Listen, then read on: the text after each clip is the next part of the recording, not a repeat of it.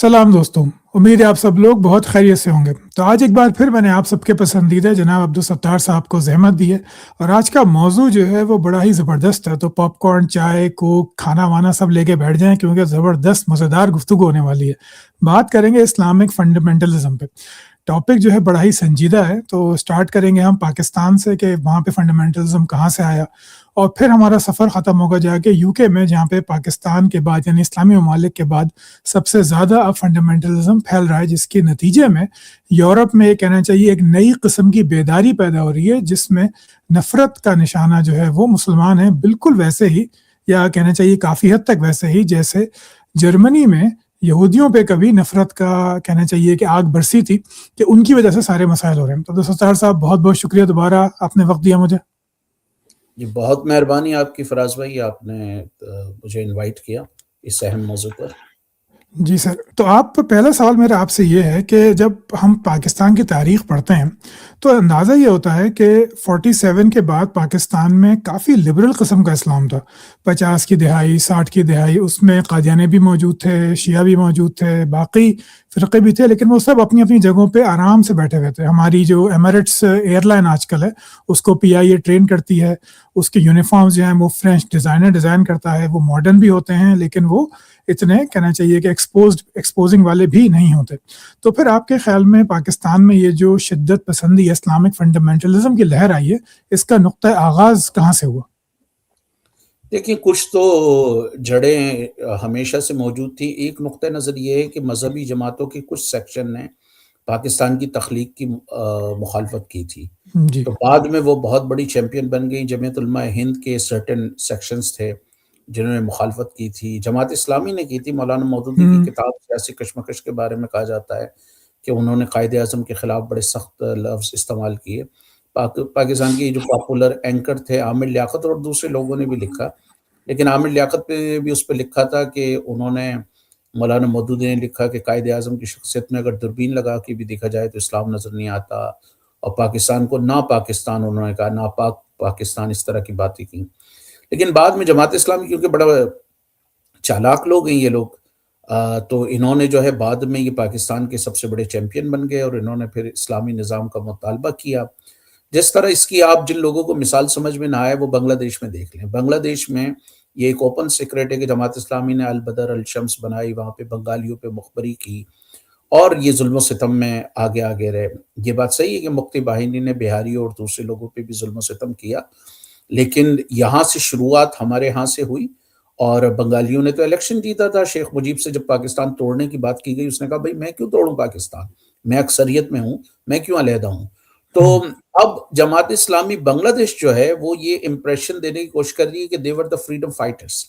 तो ये तो हमारी आँखों के सामने हो रहा है। इससे आप अंदाज़ा लगा लें कि इन्होंने 60-70 साल पहले कितनी बेईमानी की होगी। अगर ये हमारी आँखों के सामने अब बेईमानी कर रहे हैं, तो 60-70 साल पहले क्या बेईमानी की होगी।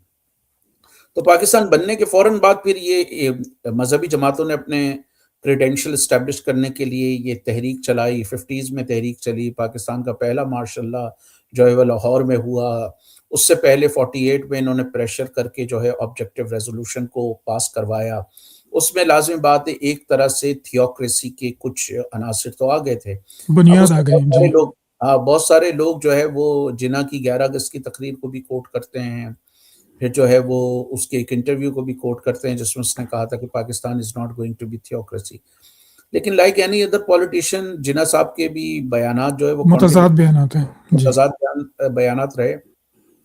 खालिद बिन सईद ने पाकिस्तान द फॉर्मेटिव फेज़ और दूसरे में गालिबन पाकिस्तानी पॉलिटिक्स उसकी किताब का नाम था। ये दोनों किताबें सीएसएस लेवल पर भी रिकमेंड की जाती हैं।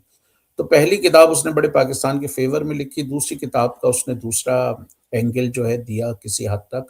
तो उसमें उसने यही कहा कि भई जो जिन्ना की ज़्यादातर मज़हबी तकारीर थी, वो खैबर पख्तूनख्वा उस दौर का नॉर्थ वेस्टर्न फ्रंटियर जो था, वो ज़्यादातर उधर या मसलन उसकी तकारीर का या पैगामात का एक अच्छा खासा हिस्सा वहाँ पर भी था, क्योंकि वहाँ पे ये जो सरहदी गांधी कहलाते थे, उनका खुदाई खिदमतगार वालों का इन्फ्लुएंस था। तो उसको मज़हबी बुनियादों पे ही तोड़ा जा सकता था, क्योंकि खुदाई खिदमतगार अपने एसेंस पे सेक्युलर थे।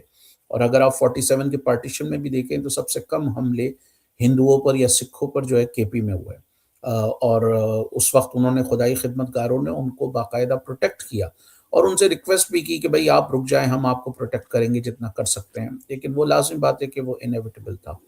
تو پھر 50s میں یہ سارا معاملہ ہوا، پھر انہوں نے یہ ٹرمینالوجی گھڑی پاکستان آئیڈیالوجی کی، اور جسٹس منیر نے جناح ٹو ضیاء میں لکھا ہے کہ میرا خیال سے ایوب خان کے سامنے جب پہلے کسی جماعت اسلامی کے بندے نے یا کسی اسلامک مائنڈڈ بندے نے اسلامی آئیڈیالوجی کی بات کی تو وہ حیرت سے پوچھنے لگا یہ کیا چیز ہوتی ہے، یہ کیا ہے؟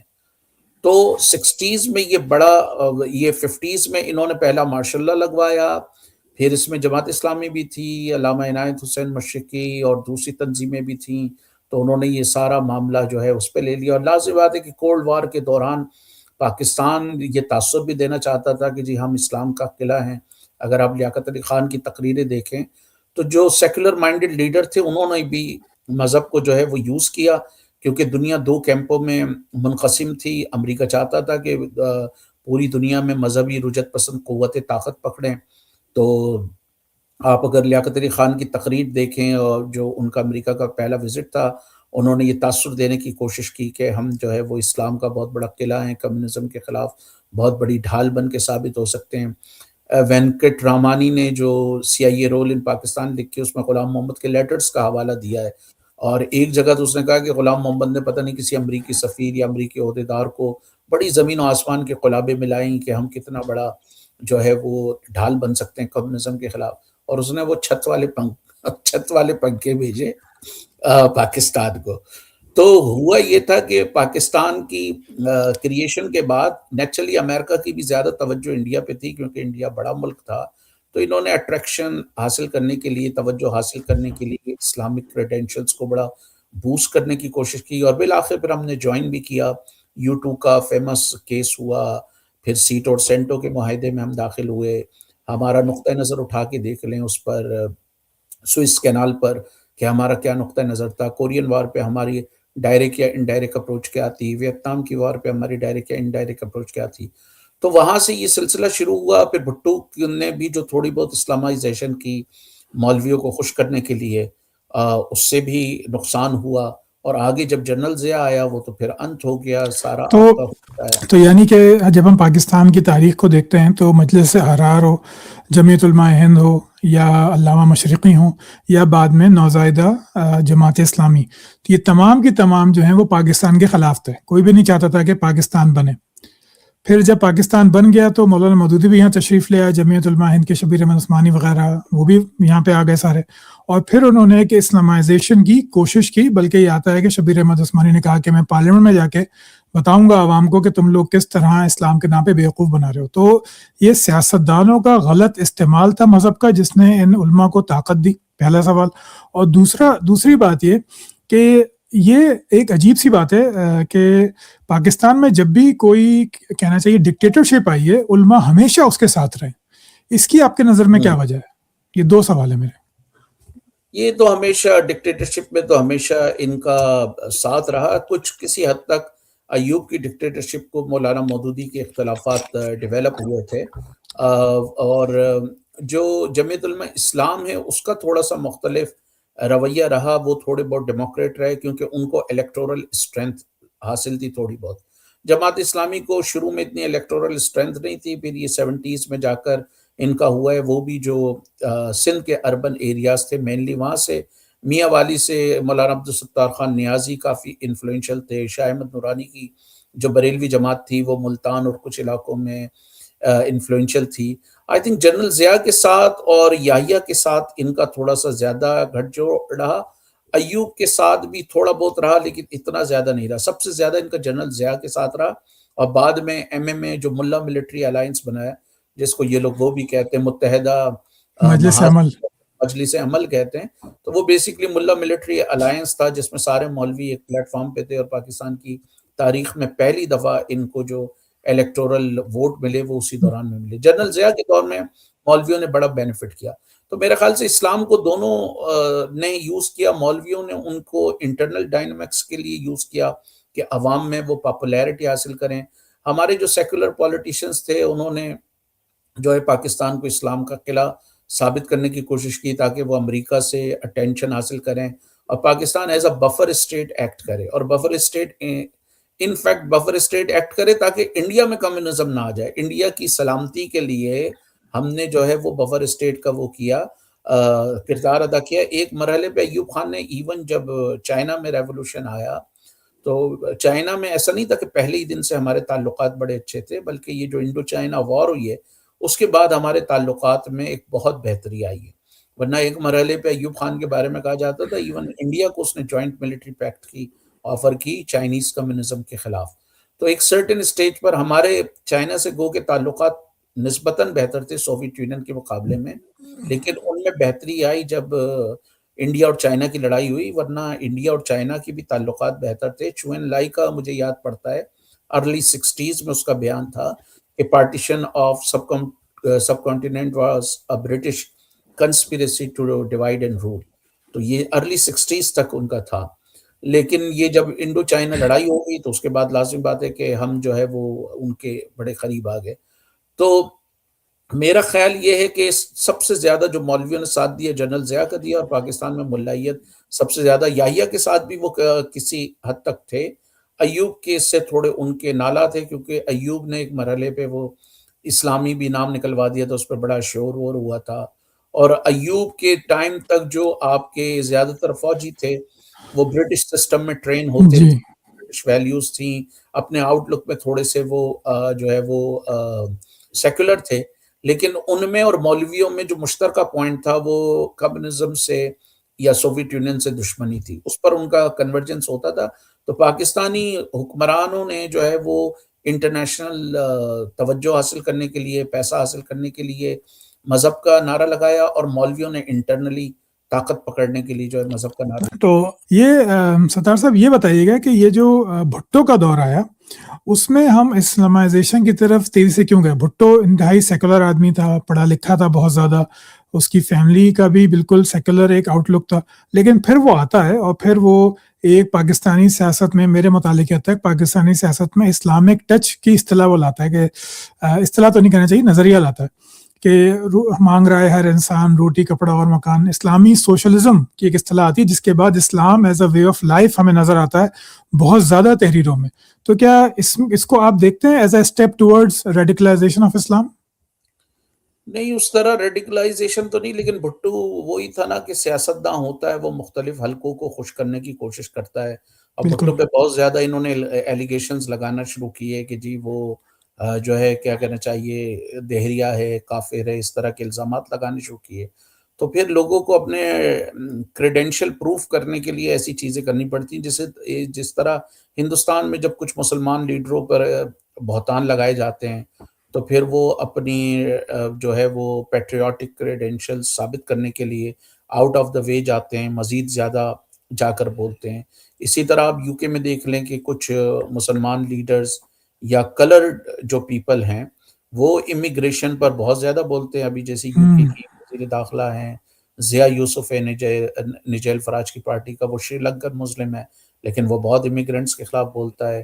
کیمی بیڈنوخ ہے، وہ نائجیرین ہے خود، اور وہ بھی کنسرویٹو پارٹی کی وہی بولتی. تو بعض ٹائم وہ پریشر آ جاتا ہے. تو بھٹو پر بھی یہ پریشر ایک طریقے سے ڈیویلپ ہوا. اور بھٹو خود تو لازمی بات ہے کہ ایک وہ چھوٹا فیوڈل تھا، کچھ لوگ کہتے ہیں بڑا فیوڈل تھا، کچھ لوگ کہتے ہیں چھوٹا فیوڈل تھا.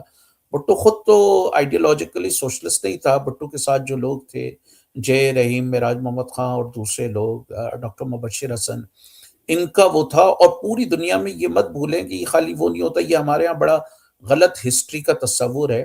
دیکھیں آپ کے جو ارد گرد کے سرکمسٹینسز ہوتے ہیں نا، وہ آپ کو مجبور کرتے ہیں کوئی پالیسی بنانے کے لیے. بالکل اب گاندھی کو ایک مرحلے پہ آپ نے بنا دیا کہ امن کا دائی، امن کا وہ. بھائی گاندھی نے پہلے دیکھ لیا تھا کہ 1857 میں آپ نے وہ کیا ایجیٹیشن کی، جنگ آزادی. جی تو وہ ملٹری پاور اتنے طاقتور تھے کہ اس وقت جو ہے آپ اگر کوئی ملیٹنٹ اسٹرگل کرتے وہ کامیاب نہیں ہوتی. تو حالات ڈکٹیٹ کر رہے تھے. کریڈٹ بہرحال گاندھی صاحب کو بھی کسی حد تک جاتا ہے، لیکن بہت بڑا عمل دخل حالات کا تھا. لیکن وہی گاندھی جب کوئٹ انڈیا موومنٹ چلاتا ہے، اس کو پتا ہے کہ سیکنڈ ورلڈ وار کی وجہ سے بڑا کمزور ہو گیا ہے وہ، برٹش کمزور ہو گئے ہیں. تو انہوں نے وہ پالیسی کا اس کا رخ ڈیفرنٹ تھا. اسی طرح اشوکا نے جو ہے وہ امن تو قائم کر دیا، پیسیفسٹ ہو گیا، سارے لیکن بھائیوں کو مار کے. کے بعد بھی کسی علاقے میں بغاوت ہوئی تو اس نے دھمکی دی اشوکا نے کہ میں آ سکتا ہوں اس کلر میں دوبارہ. تو یہ میرے خیال سے 60s اور 70s کا جو دور تھا نا پوری دنیا میں، وہ لیفٹ کی تحریکیں تھیں. آپ دیکھیں پوری دنیا میں ایک جذبہ تھا، ویتنام کی موومنٹ، وہ اینٹی وار موومنٹ چل رہی تھی. پوری دنیا میں جو ہے وہ سوشلسٹ تحریکیں اپنے عروج پہ تھیں، ڈی کالونائزیشن تھی. تو وہ پوری دنیا کا وہ کلر ہی وہی تھا. تو بھٹو نے اس میں تھوڑا سا اسلامک ٹچ دیا. پھر اس نے افغانستان میں بھی جو پرابلم کریٹ کرنے میں بھٹو کا ہاتھ تھا. اب یہ دیکھنا پڑے گا کہ پاکستان میں اسٹیبلشمنٹ کا جو ہمیشہ سے انفلوئنس رہا ہے، عمل دخل رہا ہے، کہ سارا کا سارا کام بھٹو نے ہی کیا یا پیچھے کچھ اور بھی تھا. لیکن بہرحال اس نے مولویوں کو نیوٹرلائز کرنے کے لیے یا ان کے انفلوئنس کو کم کرنے کے لیے جو ہے وہ مذہبی نعرہ لگایا، جس کا نقصان بھی ہوا. جو پوری پی این اے کی تحریک چلی وہ بھٹو کے خلاف چلی، انہوں نے اس کو معاف نہیں کیا. یہاں تک کہ بھٹو کے بارے میں یہ اڑا دیا گیا کہ وہ ہندو تھا. اور جب بھٹو کو پھانسی ہوئی تو یہ میرے خیال سے مختلف لوگوں نے لکھا بھی ہے. جو ایک بندہ جو اس کی کرنل رفیع اللہ تھا غالباً، اس نے ابھی کسی انٹرویو میں بھی کہا کہ بھئی ایون وہ شلوار اتار کے دیکھا گیا کہ واقعی تو ہندو نہیں تھا. پھر بھٹو کے بارے میں یہ باتیں پھیلائی گئیں کہ وہ کسی جو ہے وہ ممبئی کی کوئی عورت تھی، اس کا بیٹا تھا. تو اس طرح کا بہت سارا پروپیگنڈا. اور یہ بھٹو کی موت تک نہیں رہا. اگر آپ 1988 کا تکبیر رسالہ جو جس میں شریعت کی بہاریں جگہ جی جگہ جی جاری ہوتی تھیں، اس نے یہ بہتان تراشی کی کہ نصرت بھٹو اور بے نظیر بھٹو کی کانکوکٹڈ تصویریں کی. اوپر اللہ کا نام بھی تھا تکبیر پہ، قرآن کی آیات بھی تھی، اور نیچے یہ سارا جھوٹ بہتان بھی تھا جو انہوں نے لگایا کہ کیا آپ ایسے لوگوں کے ہاتھ میں پاکستان دینا چاہتے ہیں. اور پاکستانیوں نے جو ہے وہ لبیک کہا. یس، ایسے ہی لوگوں کے 88 کے الیکشن میں بے نظیر کو جو ہے وہ سویپنگ وکٹری ملی. حالانکہ اس میں بڑا مینیپولیٹ کیا گیا. میرے خیال سے اگر مینیپولیٹ نہیں کیا جاتا تو بے نظیر بھٹو کو مزید سیٹیں ملتی. لیکن سنگل لارجسٹ پولیٹیکل پارٹی کے طور پر وہ ہوا. تو بھٹو پیپلز نے جو پارٹی میں. اسٹیبلائزیشن کی وہ کسی حد تک قانونی طور پر تھی، کچھ اقدامات کے طور پہ تھی، جیسے الکوہل پہ پابندی لگائی اور دوسری لگائی. اصل جو آپ کا نقشہ چینج ہوا وہ افغان وار کے بعد ہوا 79. اس کے بعد جو آپ کے پاس پیسہ آیا، پیٹرو ڈالر آیا، امریکہ کی طرف سے پیسہ آیا، ڈرگز آئی، کلاشنکوف کلچر آیا. اس سے لازم بات ہے کہ آپ کے پاس بڑا پیسہ آیا. اس نے پورے ڈائنامکس پہ چینج کی. تو یعنی اور وہ کہ مذہب جو تھا وہ سیاستدانوں کو لگا کہ اس کو ہم عالمی منڈی میں بیچ سکتے ہیں. یعنی کہ ہم اپنا ایک مذہبی آؤٹ لک اگر بنا لیں تو ہم کمیونسٹ کے خلاف بھی اپنے آپ کو بیچ سکتے ہیں، اور ہم جو ہے وہ کہنا چاہیے انڈیا کے خلاف بھی ایک بفر اسٹیٹ یا جو ہے وہ اس طرح کا رول ہم ادا کر سکتے ہیں. تو لیکن یہ جو اسلام کے بارے میں جو یہ کانسیپٹ پیدا ہوتا ہے جو ہمیں تاریخ میں نہیں دکھتا کبھی بھی، کہ جو ہے یہ ایک ایسا نظام ہے جو آپ کو ہر چیز بتاتا ہے. آپ کو معیشت بھی دیتا ہے، یا آپ کو انصاف بھی دیتا ہے، حقوق بھی دیتا ہے. یہ کانسیپٹ ہمیں کہیں اور نہیں دکھتا. ہمیں عباسی دور میں بھی نظر آتا ہے کہ بہت سارے لوگ وہاں پہ کام کر رہے ہیں، فلسفہ بھی ہے، سائنس بھی ہے. اندلس میں بھی یہی نظر آتا ہے.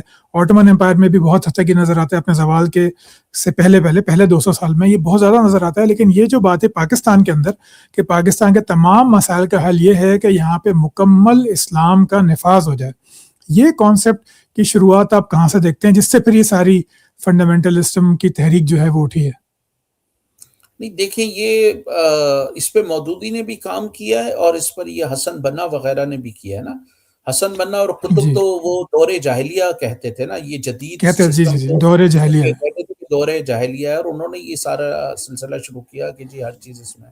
اب آپ کیسے لے کر آئیں گے؟ دیکھیں نا، اسلام ایک براڈر آؤٹ لائن تو آپ کو دے سکتا ہے، کوئی سا بھی سسٹم براڈر آؤٹ لائن دے سکتا ہے. آپ ہر چیز کو کیسے امپلیمنٹ کریں گے؟ اسلام کے دور میں جو تھا وہ صحیح سے ایگریکلچر بھی نہیں تھی عربیہ میں بہت سارے علاقوں میں. تو آج آپ کارپوریٹ فارمنگ کے قوانین کس طرح بنائیں گے؟ وہاں پہ کوئی انڈسٹریز نہیں تھی. یہ جو یورپ میں اور پوری دنیا میں لیبر انڈسٹریل اسٹرائک کرتے ہیں، انڈسٹریل ایکشن کرتے ہیں، اس کو آپ کیسے ڈٹرمن کریں گے؟ ملٹی نیشنل کارپوریشنز کی جو ورکنگ کو کس طرح وہ کریں گے؟ تو یہ عجیب بات ہے کہ کیسر احمد راجہ صاحب کہتے ہیں کہ جی اسلام سب سے پہلے لے کر آیا یہ فری مارکیٹ اکانومی. اور بقیہ بھی بہت سارے لوگ جو ہے، یہ ڈاکٹر اسرار کا بھی آپ سنیں، وہ ہائر اینڈ فائر کے رول کو بھی مانتے تھے. تو وہ بھی اسلام کو کمیونزم، وہ اسلام کو جو ہے وہ سرمایہ داری کے قریب سمجھتے تھے. انٹرسٹنگ بات یہ، غامدی صاحب بھی اسلام کو سرمایہ داری کے قریب سمجھتے ہیں، اور دوسرے. تو یہ جو ایک مکمل سسٹم یہ جو لازمی بات ہے سوشلسٹ ریاستوں میں یہ ہوتا تھا نا کہ گھر ریاست فری دیتی تھی، تعلیم دیتی تھی، صحت دیتی تھی، روزگار دیتی تھی، آپ کو جو ہے علاج آپ کا 1 روپے کا ہو 1 کروڑ کا ہو، وہ ریاست کی ذمہ داری ہوتی تھی، وہ کرتے تھے۔ تو ان کو بظاہر یہ لگا کہ جو سوشلسٹ آئیڈیالوجی ہے وہ زندگی کے جتنے مسائل ہیں ان کو حل کر رہی ہے، تو اس کے آلٹرنیٹ کے طور پہ یہ لے کر آئے کہ نہیں جی دیکھیں یہ تو ہمارا سسٹم ہے، اس میں ساری چیزیں جو ہے وہ موجود ہیں، ہر طرح کی آپ کو چیزیں دے سکتا ہے۔ اب اگر مذہب آپ نافذ کرنے کی بات کریں تو نافذ سے مراد تو یہ ہے نا کہ آپ کو اس کو طاقت کے بل پہ انفورس کریں۔ اب مذہب میں کئی ایسے معاملات ہیں جو افراد پر ہیں، آپ اس کو کیسے نافذ کریں گے؟ مثال کے طور پر آپ کی زندگی کے انتہائی نجی معاملات ہیں، جہاں مولویوں کے مطابق شریعت وہاں پر بھی حکم دیتی ہے۔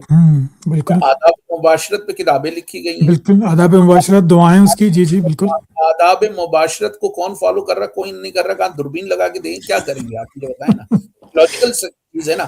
اچھا آپ یہ کہہ سکتے ہیں کہ نہیں یہ چھوٹا مسئلہ کیسے یار، مولوی تو کہتا ہے حرام کی اولاد ہوگی اگر آپ فالو نہیں کریں گے، تو بالکل اگر آپ فالو نہیں کریں گے تو پوری کی پوری قوم حرامی پیدا ہوگی، تو اس کو تدارک کے لیے روکنے کے لیے آپ کو وہ چیزیں نافذ کرنے مولوی بٹھانا پڑے گا کمرے میں، چیک کرے بھائی تو آپ سوال یہ پیدا تھا وہاں کیسے کریں گے، وہاں آپ نے چھوڑ دیا نا، انڈیویجول کو چھوڑ دیا نا اس کے حال بالکل پر۔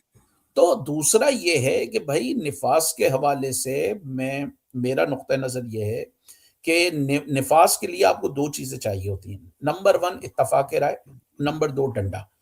اب ایک مسلمان، ہندو، کرسچن، پارسی کا اس پہ تو اتفاق ہو سکتا ہے اگر وہ کسی معاشرے میں رہ رہے ہیں کہ پینے کا پانی صاف ہو، تعلیم فری ہو، صحت فری ہو، روزگار ہو، آپ کو جو ہے وہ کسی شخص کو جو ہے وہ اپنے گردے، اپنے خون، اپنے بچے نہ بیچنے پڑے مہنگائی کی وجہ سے۔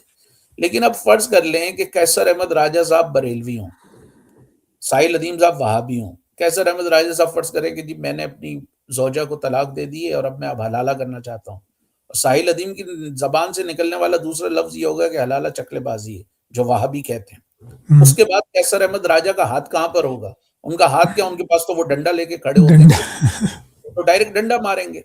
اب آپ کہیں نہیں جی یہ تو بڑا چھوٹا سا فروئی مسئلہ ہے طلاق کے، اچھا جی آپ آ جائیں، جو مولوی کہتے ہیں اسلام کا پہلا رکن ہے توحید کے مطابق جو 12 کروڑ سے زیادہ بریلوی پاکستان میں یا رسول سب اللہ المدد کہہ رہے مشرک ہیں وہ شرک کر رہے سب ہیں، 2.5 کروڑ کے قریب شیعہ جو یا علی کہہ رہے ہیں وہ شرک کر رہے ہیں۔ تو بالکل آپ نے جو ہے وہ تقریباً 14-15 کروڑ مسلمانوں کو یہاں سے نکال دیا پاکستان سے۔ اگر ہندوستان میں 18 کروڑ سے زیادہ مسلمان ہیں، وہاں بھی 10 کروڑ سے زیادہ تو کم از کم بریلوی ہوں گے۔ ٹرکی میں اچھے خاصے بریلوی ہیں، صوفیوں کو ماننے صوفی والے بہت زیادہ ہیں، پورا نارتھ۔ تو آپ نے ایک بڑی تعداد کو نکال دیا، آپ کیسے اس پہ اتفاق رائے کریں گے؟ پھر شیعوں میں طلاق کا اور بھی کمپلیکیٹڈ مسئلہ ہے، ان میں زیادہ وہ کرتے ہیں۔ پھر حاضر و ناظر پہ مسئلہ ہے، حاضر و ناظر کے نور مسئلے بشر کی بحث ہے جی پر آپ کو پتا ہے، آپ نے پڑھا ہے سارا مذہب کے اشرف علی تھانوی پہ کفر کے فتوے لگائے بریلویوں نے، مولانا مودودی پہ لگائے جو انہوں نے تفہیم القرآن میں رسول اللہ صلی اللہ علیہ وسلم کو شیفرڈ لکھا اور سارا لکھا۔ آپ اس پہ کیسے کریں گے؟ آپ تو ایک دوسرے کو قتل کر رہے ہوں گے۔ اور تو پھر آپ گستاخی کا مسئلہ کہ ایک کے نزدیک گستاخی کیا ہے، دوسرے کے نزدیک گستاخی کیا ہے، آپ کیا کہیں گے؟ اس میں تو پھر بچے گا ہی نہیں کوئی۔ تو اسی لیے آپ کا مذہب آپ کا ذاتی معاملہ ہونا چاہیے، دل اور خدا کے درمیان جو تعلقات ہیں اس کا نام مذہب ہے۔ میرے دل میں کیا ہے آپ کو نہیں پتا، آپ کے دل میں کیا ہے مجھے نہیں پتا، تو let religion be a private matter. یہ وہ بات ہے جو یورپ نے 400-500 سال بلکہ 1000 پہلے سال سمجھے لڑائی لڑ پہلے کر سمجھے انہوں نے سیکھ لیا ہے۔ اب ہم یورپ میں بھی جا کر جو ہے وہ اس کو گندا کر رہے ہیں، جو انہوں نے 1000 سال کا سبق سیکھا ہے، ہم چاہ رہے ہیں کہ اس کو ان لرن وہ کر دیں۔ تو تو یہ بتائیں کہ یہ جی جی ریلیجن کا نفاذ بڑا مشکل ہے۔ میں آپ کو بتاؤں ابھی ہندوازم میں یہ فورسز لڑ رہی کیونکہ ان کا کامن دشمن مسلمان اور وہاں کرسچن وغیرہ ہے۔ اگر یہ مسلمان فرض کریں ہٹ جائیں نا تو تو کل آپس میں آپ شروع ہو جائیں گے، ہندوستان میں آپس میں بھی آپس ہوگا، میں شروع ہو رام جائیں گے۔ ارجن اور وہ جو مختلف عقائد ہیں، ابھی تو وہ ایک یونٹی ان کی مسلمانوں کے خلاف، تو یہ دنیا میں کوئی بھی مذہب مونولیتھک نہیں ہوتا، اس لیے اس پہ اتفاق نہیں ہو سکتا۔ ہاں دیکھیں نا، جیسے آپ نے انڈیا کی مثال دی تو وہاں پہ ایک حصے میں جو ہے وہ راون کی پوجا ہوتی ہے، ایک حصے میں اس کو وہ جلایا اور گرایا جاتا ہے۔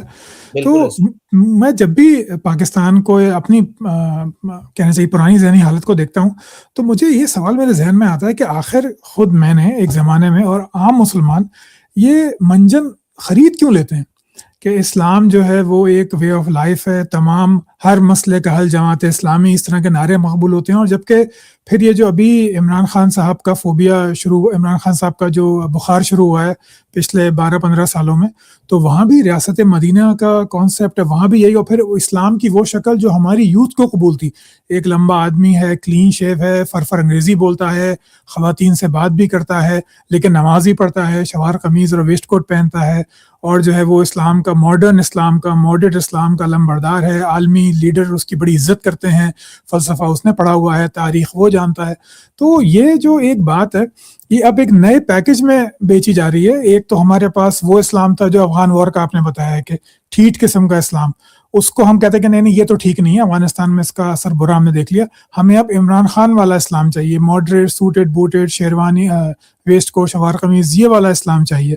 لیکن پھر بھی یہ جو بات ہے کہ اسلام جو ہے وہ مسائل کا حل ہے، یہ منجن لوگ کیسے خریدتے ہیں جبکہ وہ خود نسلوں سے دیکھ رہے ہیں کہ یہ اٹس ناٹ پاسبل، اس کی امپلیمنٹیشن ہو نہیں سکتی، اختلافات اتنے زیادہ ہیں کہ آپ کبھی چلا ہی نہیں سکتے as a form of government. بھائی دیکھیں، آپ کسی عام پاکستانی سے پوچھیں کہ کیا وہ مصطفیٰ زیدی کو جانتا ہے، وہ شاید بولے 99% بولے نہیں. نہیں آپ ان سے کہیں کہ جی ساحل لدھیانوی، آپ ندا فاضلی وغیرہ کو جانتے نہیں. آپ عام پاکستانی پوچھیں علامہ اقبال کو جانتے ہیں، وہ فوراً بولے گا یس. بالکل. اچھا، سائیکالوجی میں جو پاولوف نے تھیوری دی تھی لرننگ کی، اس میں یہ ہوتا ہے the more you repeat the better you learn, جتنا یس. آپ دہرائیں گے. تو ہمارے ہاں ریاست نے یہ کیا ہے کہ کبھی ڈاکٹر اسرار کو مسلط کیا، کبھی مودودی کو مسلط کیا، کبھی ٹی ایل پی کو مسلط کیا، کبھی فضل اللہ کے مختلف برانڈ کو مسلط کیا، کبھی زید حامد کو مسلط کیا. یہ جتنے نمونے، اور اب ساحل ادیم، کیسر احمد راجہ، اس طرح کے لوگ، یوتھ کلب کے لوگ، ڈائریکٹلی انڈائریکٹلی آپ نے کبھی کوئی اس سے ہٹ کے تو آلٹرنیٹو نہیں دیا نا. مذہب کی ہی مختلف مذہب کے دین فروشوں کی مختلف قسموں کو آپ نے پیش کیا. آپ نے کبھی یہ نہیں کہا کہ بھائی مذہب سے ہٹ کر بیونڈ بھی یہ ہے کہ آپ کا طبقاتی مسئلہ ہے. اگر آپ ان لوگوں کو الاؤ کر دیں جو معاشرے کو طبقاتی نقطۂ نظر سے دیکھ رہے ہوتے ہیں تو بالکل وہ ہوگا. اور جب ریاست کا اتنا اثر و رسوخ نہیں تھا، سماجی اسپیس پر جو تھا وہ 50s اور 60s میں اور 70s میں پوری دنیا میں لوگ روٹی کپڑا مکان کی بات کرتے تھے، بھوک افلاس کی بات کرتے تھے، مولویوں کا اتنا نہیں تھا. جب ریاست نے ان کو کانشیسلی پروجیکٹ کرنا شروع کیا تو لازم بات ہے کہ متبادل آواز ہے نہیں. مثلا آپ 99% لوگوں سے پنجاب میں پوچھیں کالا باغ کا، تو ساری اس کی حمایت کریں گے، کالا باغ ڈیم کی، کہتے ہیں جی بالکل بننا چاہیے، کیوں؟ ریاست کا نیریٹو ہے. اب زیادہ تر پنجاب کے لوگوں کو یہ لگتا ہے کہ جو سمندر میں پانی جاتا ہے وہ ضائع ہوتا ہے.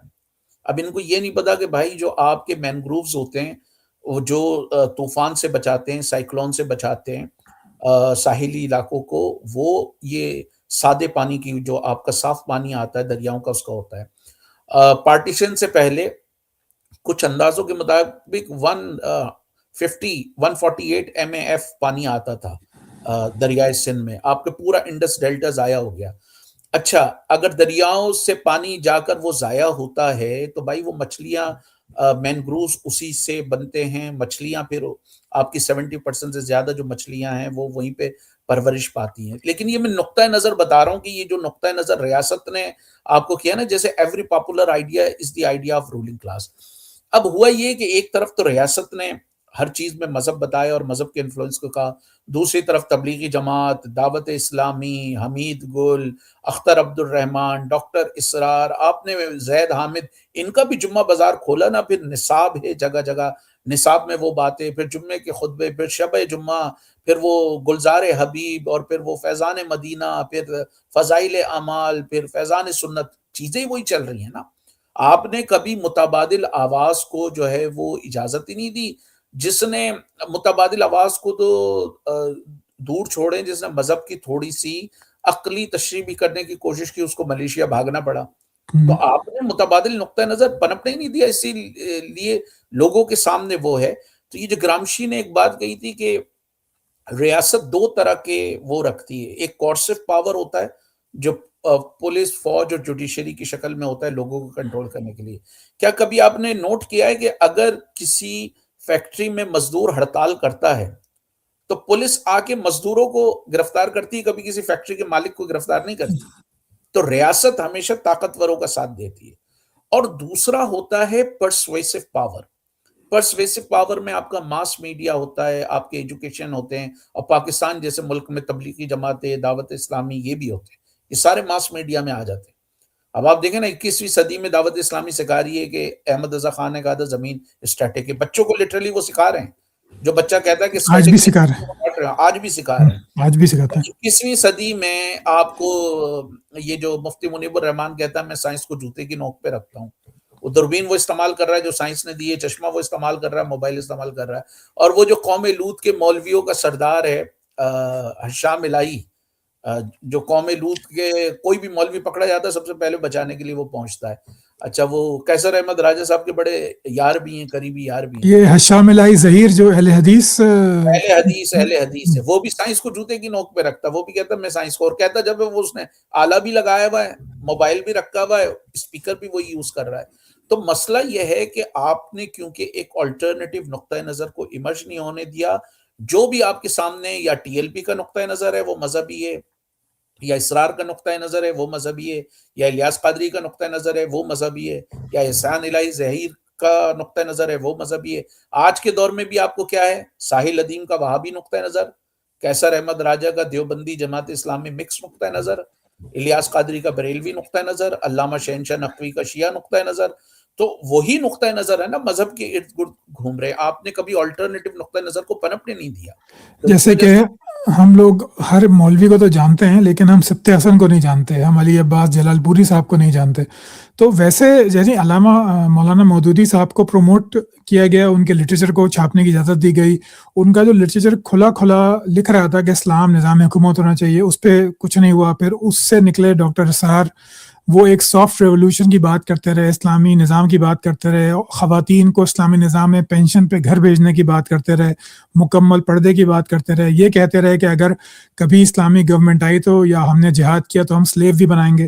اس کے پھر نیچے نکلے زید حامد جیسے کارٹون. انفارچونیٹلی میں کسی کے لیے ایسی بات نہیں کرتا، لیکن وہ اپنے گھر کے پیچھے لان میں گن لے کے بھاگ رہے ہیں اور ان کو لگ رہا ہے کہ وہ جہاد کر کے سب کو کر لیں گے. مجھے خوف اس بات سے آتا ہے کہ جب ابھی یہ جو وار ہو رہی تھی 2023 میں، اسرائیل نے حملہ کیا تھا غزہ پہ، تو یہ جو ساحل ادیم جیسے لوگ جو تھے یہ پروموٹ کر رہے تھے کہ پاکستان کی آرمی کو یہ کرنا چاہیے، ہم یوں جہاد پہ نکلیں گے. یعنی آپ چاہ رہے ہیں کہ آپ بھی اپنے بچوں کی لاشیں اٹھائیں، آپ بھی اپنی اکانومی کو خراب کروائیں، جتنا خون وہاں بہائے وہی خون آپ یہاں بہائیں. اس کی وجہ سے لوگ پاگل ہوتے جا رہے تھے.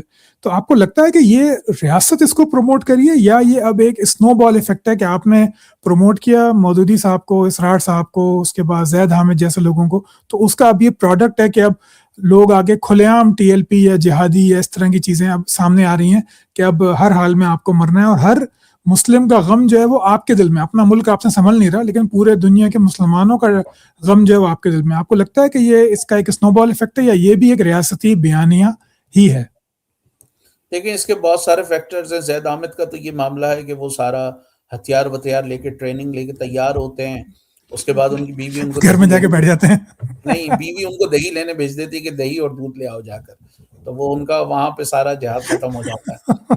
اور دوسرا معاملہ یہ ہے کہ ایک تو ریاست کا آف کورس یہ بیانیہ ہے، ریاست بھی یہ چاہتی ہے کہ لوگوں کی پاکستان میں یہ توجہ نہ ہوگی جی 9 کروڑ سے زیادہ لوگ یہاں غربت میں ہیں، 44% بچوں کے قد نہیں بڑھیں گے، ٹھیک ہے، 80% لوگوں کو 70 سے 80% لوگوں کو پانی پینے کا پانی میسر میسر نہیں ہے، نہیں ہے، 2.5 کروڑ صاف بچوں میسر کی نہیں بیمار ہے. ہے. تو ایک تو یہ کام کرتا ہے جس کو آپ ڈسٹرکشن کہتے ہیں کہ ڈسٹرکشن ہے. اس سے قطعی یہ مراد نہیں کہ فلسطین کے لوگوں کے ساتھ جو ہے وہ یکجہتی نہیں ہونا چاہیے، بالکل ان کے ساتھ پولیٹیکل یکجہتی ہونی چاہیے.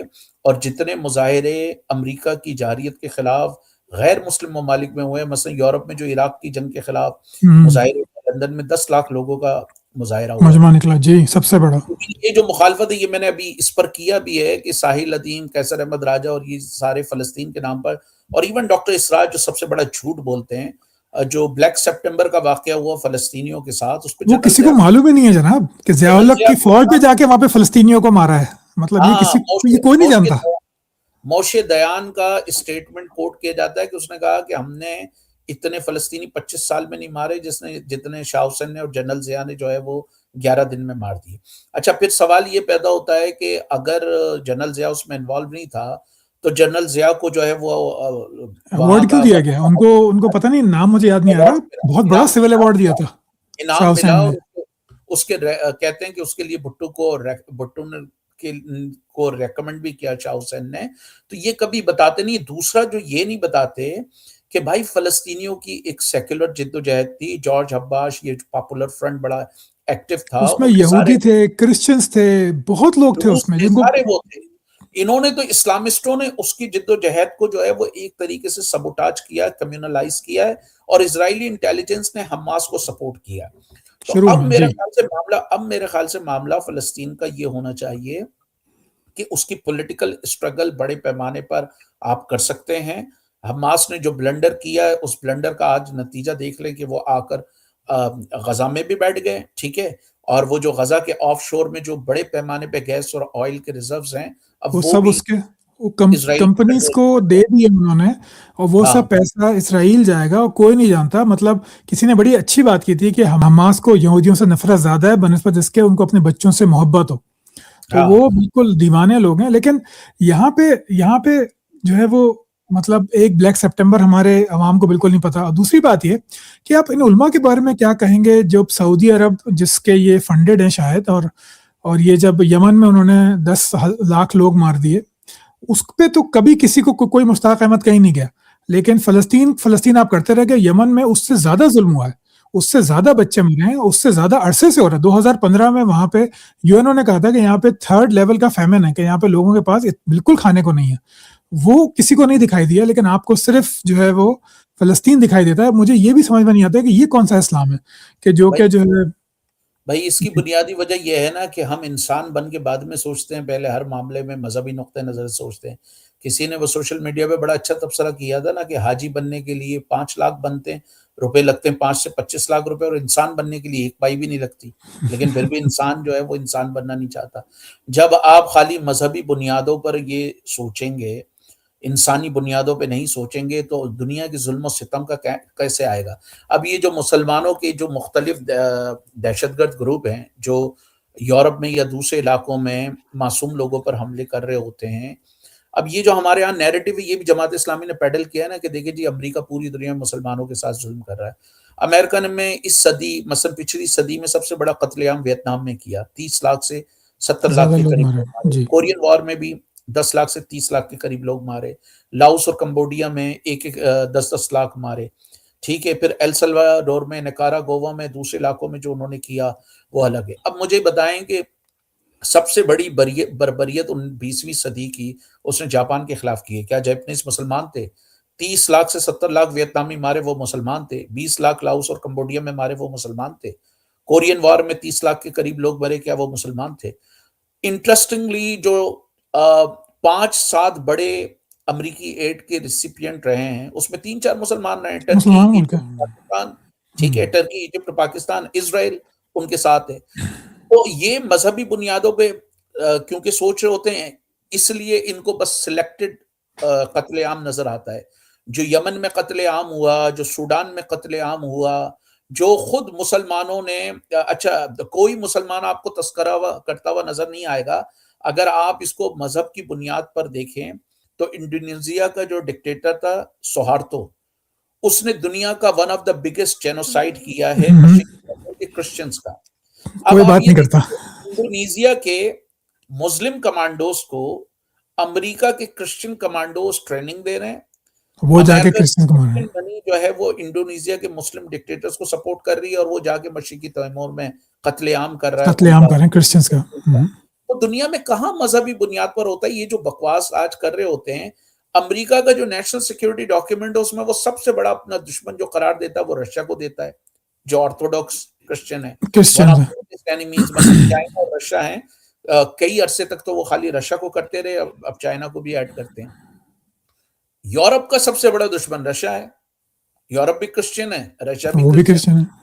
तो ये लोग ये मजहबी बुनियादों पर ये जो चीजों को कर रहे होते हैं, भाई ठीक है, इराक में 5 लाख बच्चे जो है अमेरिकी पाबंदियों की वजह से पाबंदियों की मरे। वजह से मर गए वियतनाम जी। में आप मनाजिर देख लें तो आपकी आंखें फट जाएं। अब सवाल ये पैदा होता है कि वियतनाम के कितने लोगों ने लंदन में, बर्लिन में या पेरिस में किसी भी गाड़ी चढ़ा दी कि जी आपने हमारे लोगों को, उन्होंने अपने मुल्क में दिफा किया ना। इसी तरह लाओस या कंबोडिया के कितने लोगों ने हमले कर दिए एक आम लोगों पर, कि वो आम लोग किसी पर راستے میں چل رہے ہیں، کسی برج پہ چل رہے ہیں، آپ نے گاڑی چڑھا دی. تو یہ جو ہر چیز کو مذہب کی اینک سے جب آپ دیکھیں گے، بحیثیت انسان نہیں دیکھیں گے، تو آپ کے لیے یہ مسئلہ ہوگا.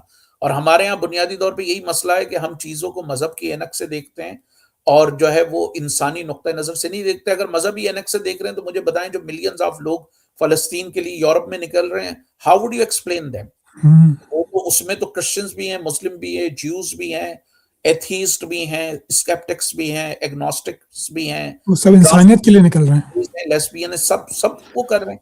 اس لیے کہ وہ کسی حد تک چیزوں کو انسانی نقطۂ نظر سے دیکھتے ہیں. ہم ابھی تک ہر چیز کو مذہبی نقطۂ نظر سے دیکھتے ہیں. اسی لیے ہمیں اپنے ملک میں ہندو لڑکیوں کو اگر زبردستی مسلمان کیا جاتا ہے تو تو وہ واہ نظر واہ نہیں. ہوتی ہے.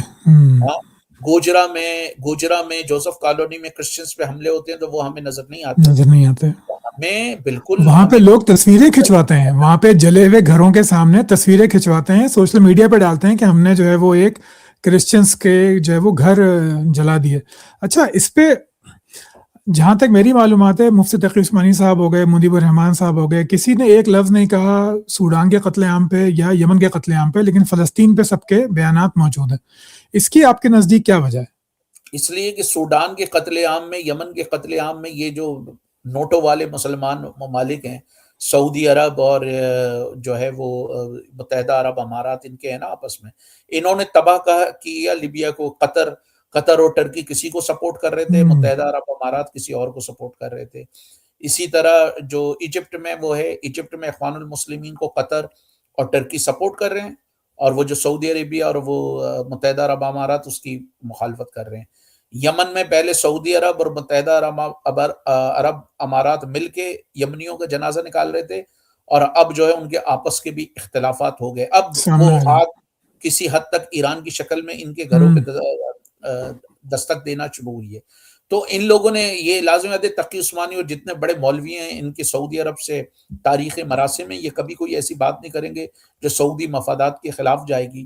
تو یہ بات آپ فلسطین کے مسئلے سے قطع نظر ہٹ کے، اس بات میں کوئی شک نہیں کہ 70,000 کے قریب فلسطینیوں کو قتل کیا گیا، ظلم جو سے. قابل مذمت ہے. لیکن بھائی، آپ 5 لاکھ یمنیوں کو کیسے بھول سکتے ہیں؟ آپ 5 لاکھ سے زیادہ سوڈانیوں کو کیسے بھول سکتے ہیں؟ ان کو بھی تو قتل کیا گیا، ان پر بھی آواز اٹھنی چاہیے.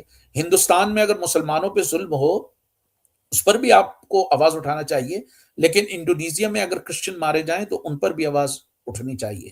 ایسا نہیں ہو کہ ہندوستان میں مسلمانوں کی جانیں عزیز ہیں اور انڈونیزیا میں جو کرسچنز ہیں ان کی جانیں کوئی ورت نہیں رکھتی. اسی طرح جو بوکو حرام نے ہزاروں کی تعداد میں کرسچن لڑکیوں کو کڈنیپ کیا ہے نائجیریا اور دوسرے علاقوں میں، اس کو بھی بالکل اسی طرح وہ کیا جانا چاہیے. پاکستان میں جو ہندوؤں کے ساتھ اگر ظلم و ستم ہوتا ہے یا کرسچنز کے ساتھ ہوتا ہے، اس کی بھی مذمت کی جانی چاہیے. وہ تو ہم کبھی نہیں کرتے نا. جیسے اب ہماری تاریخ جو ہے وہ بھی ایک عجیب سی ہوتی ہے. مطلب جتنی مجھے معلوم ہی نہیں تھا کہ آٹومنز نے بھی کتنی جینوسائڈس کی ہیں. اگر آڈینس کو شوق ہو تو وہ سرچ کریں دا گریٹ جینوسائڈ. جی، تو وہاں انہوں نے 10 لاکھ 12 لاکھ کرسچنس کو مارا ہے. لیکن ہماری جو تاریخ لکھی جاتی ہے اس میں تو ہمیں عثمانیوں کا یہ حرکت معلوم ہی نہیں ہے. انہوں نے لیسبین اور گے کی ریلیشن شپ بھی 1888 میں الاؤ کر دی تھی، وہ بھی ہم نہیں جانتے. اس کے لیے ہمارے یہاں اس خلافت بچاؤ کے لیے ہمارے یہاں تحریکیں بھی چل گئیں. چلیے خیر، اب میرا سوال آپ سے یہ ہے کہ اب جو پاکستان ہے، یہ جو 2000 کے بعد کا پاکستان ہے، اس میں فنڈامنٹلزم کو بیچا جا رہا ہے. مطلب اس سے مراد میری ہے کہ پہلے ہمارے پاس ایسے لوگوں کی کتابیں آتی تھیں جو لاکھوں میں بکتی تھیں. پھر آج ہمارے پاس قیصر احمد راجہ صاحب ہو گئے، سہیل ادیم صاحب ہو گئے، یا اس سے پہلے خادم رضوی صاحب ہو گئے، جو اسلام کا ایک ایسا وہ دیکھتے ہیں کہ اگر ہم مسلمان ہو جائیں گے تو بس بدر کی طرح فرشتے اتریں گے اور سب کے ایٹم بم کے جو ہے وہ ناکارہ ہو جائیں گے اور ہم پھر جو لڑیں گے. بلکہ میں آپ کو اپنا واقعہ بتاؤں کہ میں جب میں ایتھیسٹ نہیں ہوا تھا تو میں یہاں یو ایس میں کتاب خریدنے گیا ایک کتب خانے میں. تو وہاں مجھے بتایا گیا کہ سر آپ تو بہت پڑھے لکھے ہیں، میں آپ کو ایک دل کی بات بتاتا ہوں کہ جلد ہی جو ہے وہ ہمارے فلاں اور فلاں آئیں گے اور اس کی وجہ سے یہ سب ہتھیار ختم ہو جائیں گے اور پھر دوبارہ تلوار کا دور آئے گا اور پھر غزوہ ہند ہو کے ہم انڈیا فتح کریں گے. اب میں ان کی شکل دیکھ رہا ہوں کہ بھائی تم کون سی دنیا میں رہتے ہو، کیا مطلب کیا ہو گیا یہ. تو یہ جو فنڈامنٹلزم کا جو بزنس ہے، اس کو آپ کیسے دیکھتے ہیں کہ اس کو اتنا زیادہ اب مطلب سہیل ادیم صاحب کورسز بیچ رہے ہیں، قیصر احمد راجہ صاحب کورسز بیچ رہے ہیں، رد الحاد کے کورسز بک رہے ہیں، اور پھر تو یہ فنڈامنٹلزم کا جو بزنس ہے یہ لوگوں کو نظر کیوں نہیں آتا؟ یہ کیوں چھپا ہوا ہے لوگوں کو؟ یہ کیوں سمجھ میں نہیں آتا ان کے کہ بیوقوف بنایا جا رہا ہے انہیں؟ انڈیا پہ ابھی میں نے کیا ہے کہ انڈیا میں کا 2050 میں میرے خیال سے ان کا جو جی ڈی پی ہے نا وہ تقریباً $30 ٹریلین پہ چلا جائے گا. انڈیا ابھی ہوں، انڈسٹریل ہب بن گیا ہے، ویکسین کا ہب ہے دوسرا. آپ اختلاف کر سکتے ہیں لیکن انڈیا کی جو سفارت کاری ہے میں کہتا ہوں بڑی زبردست ہے. آپ بہت دیکھیں اچھی ہے. یوکرین کو کی جنگ پر وہ رشیا سے بھی تیل رہتا رہا، امریکہ سے بھی تعلقات رکھے. دیکھیں وہ جو پاکستان میں 9/11 کے بعد جو ایکسٹریمزم تھا وہ لازم بات ہے کہ ہمیں یہ دکھانا تھا کہ دیکھیں ایکسٹریمسٹ فورسز ہیں، we are the only one جو ہم اس کو روک سکتے ہیں. مثلا پاکستان کے جو طاقتور لوگ تھے، مشرف نے یہ دکھایا کہ دیکھیں ایکسٹریمسٹ فورسز ہیں، ہم ان کو روک سکتے ہیں. تو ڈکٹیٹرز کے اپنے پرسنل معاملات تھے. پھر ٹی ایل پی کا جو ظہور ہوا جب چارٹر آف ڈیموکریسی پہ پیپلز پارٹی انہوں نے سائن کر دیا تو ان کے لیے بڑی مشکلات ہوئی کہ اب کیا کیا جائے. تو نون لیگ سے سارے اختلافات کے باوجود آپ دیکھیں ٹی ایل پی جو پرائمیرلی وہ وہاں پر لے کر آئے وہ نون لیگ کی گورنمنٹ کو ڈی سٹیبلائز کرنے کے لیے. اب ہمارے سیاستداں اتنے بے وقوف ہیں کہ نواز شریف کو چپل ٹی ایل پی کی وجہ سے پڑی، احسن اقبال پہ قاتلانہ حملہ ٹی ایل پی کی وجہ سے ہوا، جو بھی ان کا پروپیگنڈا تھا، جو ان کی گورنمنٹ کو پیرالائز کیا گیا وہ اس کی وجہ سے کیا گیا. پھر اس کو بعد میں جو ہے وہ عمران خان کی گورنمنٹ کے خلاف بھی ٹی ایل پی کو استعمال کیا گیا. اور جب ٹی ایل پی کی ضرورت ختم ہو گئی تو ٹیشو پیپر کی طرح ابھی سائیڈ میں رکھ دیا، ابھی پھینکا نہیں ہے، وہ کسی وقت دوبارہ بھی استعمال کریں گے. یہ استعمال کیا جا سکتا ہے. تو ایک تو یہ، دوسرا یہ کہ یار سوشل میڈیا کے آنے سے ایک بڑا مسئلہ یہ ہوا ہے کہ یہ ایک سورس آف ارننگ بن گیا ہے آپ کا.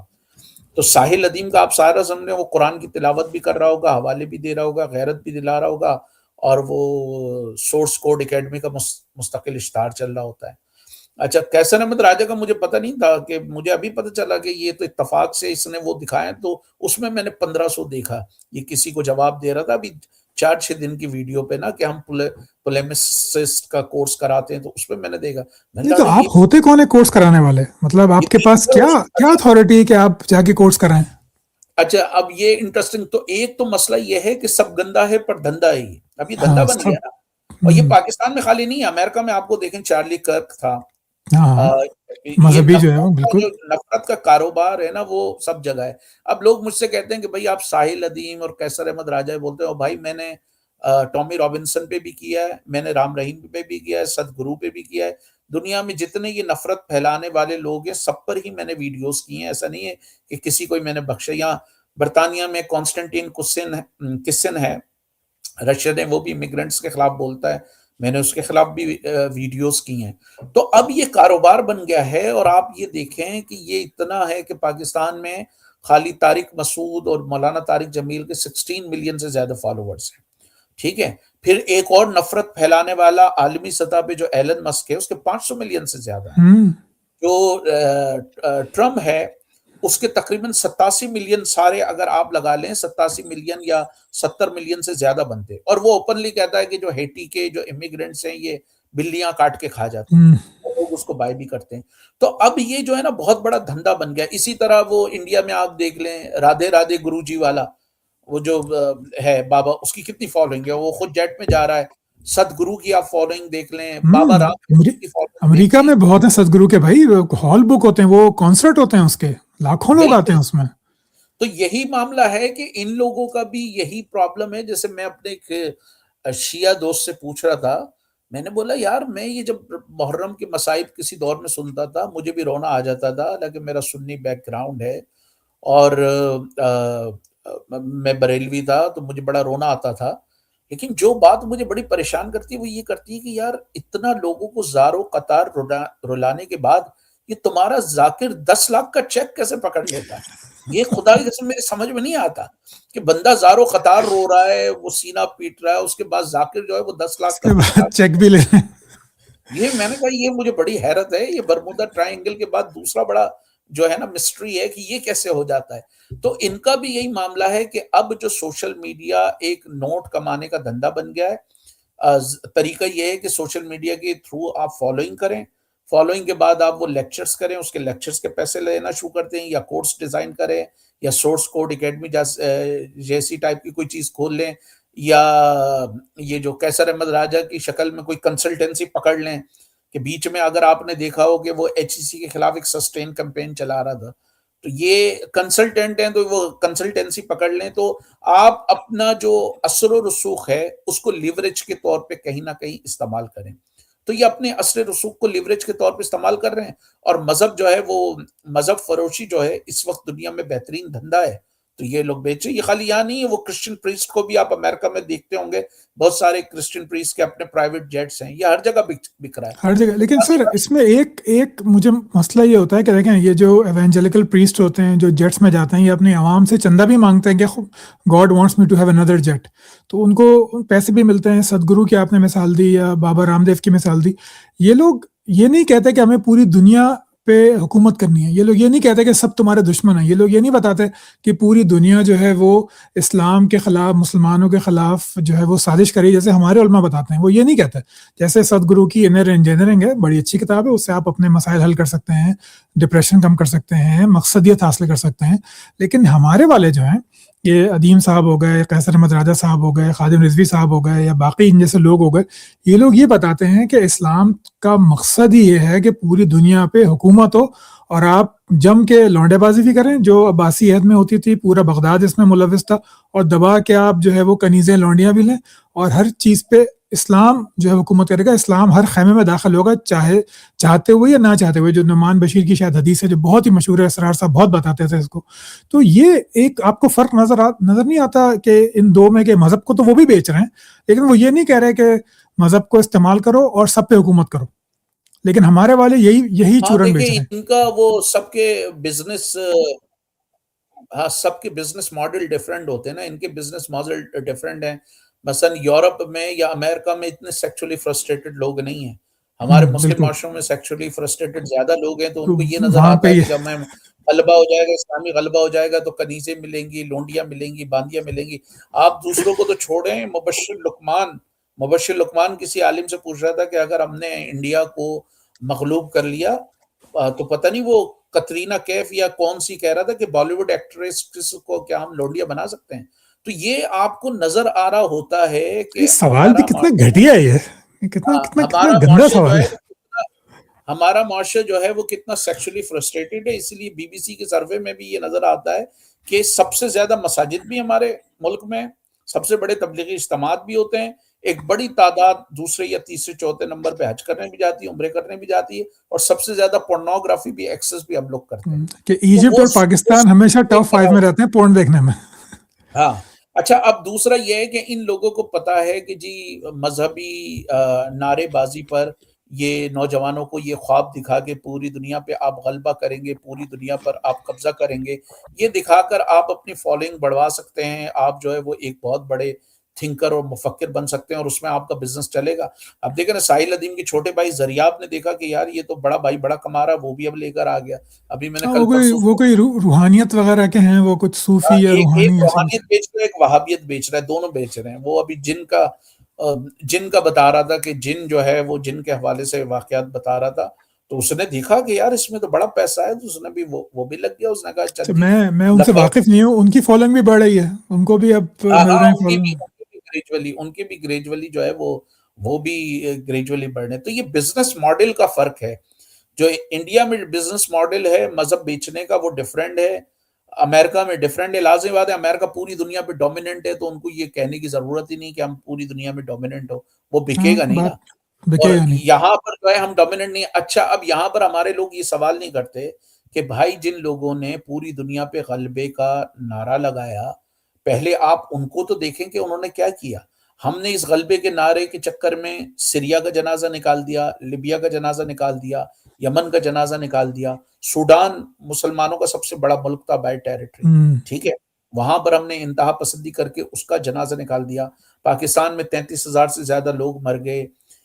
تقریباً $100 بلین سے زیادہ کا پاکستان کے لوگ کہتے ہیں کہ ان کو نقصان ہوا. نقصان ہوا سوریا ان میں چیزوں میں. 1,10,00,000 لوگ بے گھر ہوئے، تقریباً 5,77,000 سے زیادہ مرے. اور تقریباً سیریا میں اب جو ایسٹیمیٹ آ رہے ہیں 1 ٹریلین سے زیادہ کا وہ آ رہا ہے.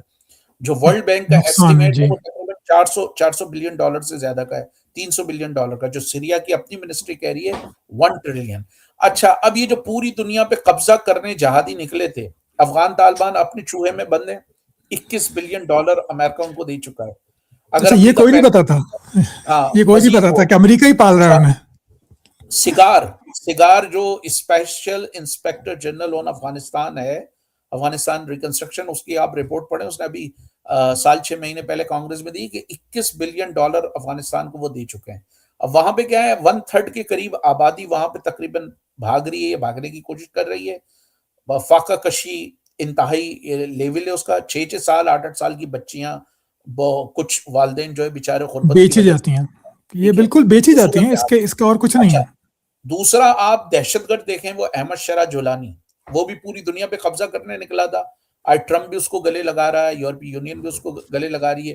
وہ کہتا ہے میرا اسرائیل سے کوئی پھڈا نہیں ہے، کوئی اسرائیل سے وہ نہیں ہے. تو مطلب یہ حیرانی ہوتی ہے کہ یہ بھی کوئی یو ٹرن کا بھی یو ٹرن ہے. مطلب کہ وہ کہہ رہا ہے کہ اسرائیل سے پھڈا نہیں ہے اس کا. کوئی نہیں ہے ہمارا، بلکہ اس نے شام کا جو S-400 سسٹم تھا جو اس نے سیریا سے لیا تھا، اسرائیل نے وہ پورا تباہ کر دیا. گولان ہائٹس پہلے اسرائیل کے قبضے میں، مزید انہوں نے سیریا کے کچھ علاقے پہ قبضہ کر لیا ہے اس کے ڈروز کو تحفظ فراہم کرنے کے بہانے. تو یہ جو اسلام کا نعرہ لگاتے ہیں، یہ ان کا اصل چہرہ ہے کہ یہ ماضی میں کولڈ وار میں ان کی دلالی کرتے رہے. آپ کوئی ان کا چہرہ دیکھنا چاہے تو یہ جو دہشت گرد احمد شرح جولانی اور یہ جو افغان طالبان دہشت گرد ہیں، ان کی شکلیں دیکھ سکتا ہے کہ اب یہ کیا کر رہے ہیں. تو آپ نے یہ اب ساحل ادیم سے جب یہ پوچھا جاتا ہے، ان کے فالوورز پیچھے لگتے ہیں کہ بھائی پہلے آپ یہ دیکھیں کہ ماضی میں جن لوگوں نے جہاد کا نعرہ لگایا انہوں نے کیا کیا.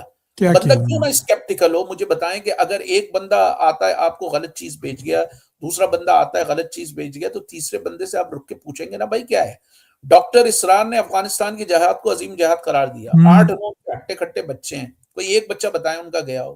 جماعت اسلامی کی ٹاپ لیڈرشپ میرے خیال سے سوائے جان محمد عباسی کے، مولانا جان محمد عباسی جو لاڑکانہ کے تھے، تو ان کا شاید بیٹا یا کوئی رشتہ دار گیا تھا افغان جہاد میں. جماعت اسلامی نے کتنے لوگ وہاں بھیج کے مروائے. کون سا ان کا لیڈر گیا ہے؟ مودودی صاحب کی فیملی کے اپنے بندے امریکہ میں. چلو ہم یہ نہیں کہتے کہ نہ جائیں، لیکن ہم صبح شام جو وہ کرتے ہیں، ڈاکٹر اسرار کے سارے بچے ہٹے کٹے، ایک بچہ ان کا نہیں گیا. تو یہ اب جب ساحل ادیم بھی وہی باتیں کرے گا تو ساحل ادیم سے کیوں نہیں سوال کیا جائے گا بھائی تو چل چھوٹی چھوٹی یہ قربانی دے دے کہ کینیڈا کا پاسپورٹ ہی جلا دے. تو کہے کہ بھئی یہ کینیڈا جو ہے وہ اسرائیل کو سپورٹ کرتا ہے. یہاں تو KFC کا کہہ رہا ہے کہ KFC تم نہیں کھا رہے، یہ خون پی رہے فلسطینی بچوں کا. وہاں یہ بھی قربانی دینے کے لیے تیار نہیں کہ یہ اور اس کا بھائی زریاب یا وہ قیصر احمد راجہ صاحب جو ہے وہ کم از کم اپنے پاسپورٹ ہی احتجاجن وہ کر نہیں دیں کہ نہیں، وہ سب کو جانا انہی ملکوں میں ہے جی. بلکہ بھی میں نے کچھ عرصے پہلے ویڈیو بنائی تھی جس میں بتایا تھا کہ رپورٹس کے ساتھ کہ کوئی KFC وغیرہ، میکڈونلڈ، کسی نے بھی اسرائیل کو ویسے سپورٹ نہیں کیا جیسے باقی کمپنیز نے کیا، لیکن ان کا آپ نام کبھی نہیں لیتے. AI کی ہاں کمپنیز نے کیا، باقی کمپنیز نے کیا. آپ کو یہ چورن بیچتے ہیں کہ KFC مت کھاؤ، وہ مت کھاؤ. بھائی اتنا زیادہ ہے کہ میں انگلینڈ گیا اپنے ملنے کے لیے، تو وہاں پہ انہوں نے کہا، میں نے کہا کوک مانگ لی میں نے کھاتے وقت، انہوں نے کہا نہیں کوک نہیں دیں گے، کوک جو ہے وہ نہیں دے سکتے کوک میں. چلیے اب اسرائیل کو آتے ہیں کہ اسرائیل کو سپورٹ کریں. جی اب آتے ہیں UK کی طرف کہ UK میں آپ رہتے ہیں، میں بھی وہاں رہا ہوں کافی عرصے. تو 2010 میں جب میں نکلا تب اسلامائزیشن اتنی زیادہ نہیں تھی، لیکن اس وقت بھی میں دیکھتا تھا کہ برمنگم میں، لیسٹر میں ہاسپٹلز میں جاتا تھا کام کرنے. تو وہاں پہ کافی سارے ڈاکٹر جو ہیں وہ تبلیغی جماعت یا اسلامی حلیے میں وہ آتے تھے کہ ابایا نہیں، وہ کیا ہوتا ہے، وہ جبہ جو ہوتا ہے عربوں کا، وہ پہن کے راؤنڈ کرتے تھے، وہ پہن کے کلینک میں جاتے تھے. تو UK میں یہ اتنی فنڈامنٹلزم تیزی سے کیوں پھیل رہا ہے کہ شریعہ لانے کی باتیں ہو رہی ہیں؟ کئی لیڈرز پیدا ہو گئے ہیں اب جو کہ کہنا چاہیے پاکستانی نژاد ہیں، اور وہ کہہ رہے ہیں کہ UK میں اب جو ہے وہ شریعہ آنی چاہیے، جس کے خلاف پھر یہ ٹومی رابنسن جیسے یہ لوگ کھڑے ہوتے ہیں. ایسا کیوں ہوا UK میں آپ کے یہ خیال میں؟ بڑی کمپلیکیٹڈ سچویشن ہے. ایک صورتحال تو یہ ہے کہ خود برطانوی اسٹیبلشمنٹ جو ہے ان کو بنیاد پرستوں کا ایز اے ٹول استعمال کرنا چاہتی ہے. اور یہ خود انٹیلیجنس چیف نے ابھی 1 2 مہینے پہلے کی آپ کو رپورٹ مل جائے گی. اس نے کہا کہ ہم یہ جو اخوان المسلمین کے لوگ ہیں ان کو ایز اے لیوریج استعمال کرنا چاہتے ہیں سعودی عرب اور متحدہ عرب امارات، کیونکہ سعودی عرب، متحدہ عرب امارات، قطر وغیرہ کی UK میں بہت انویسٹمنٹ ہے.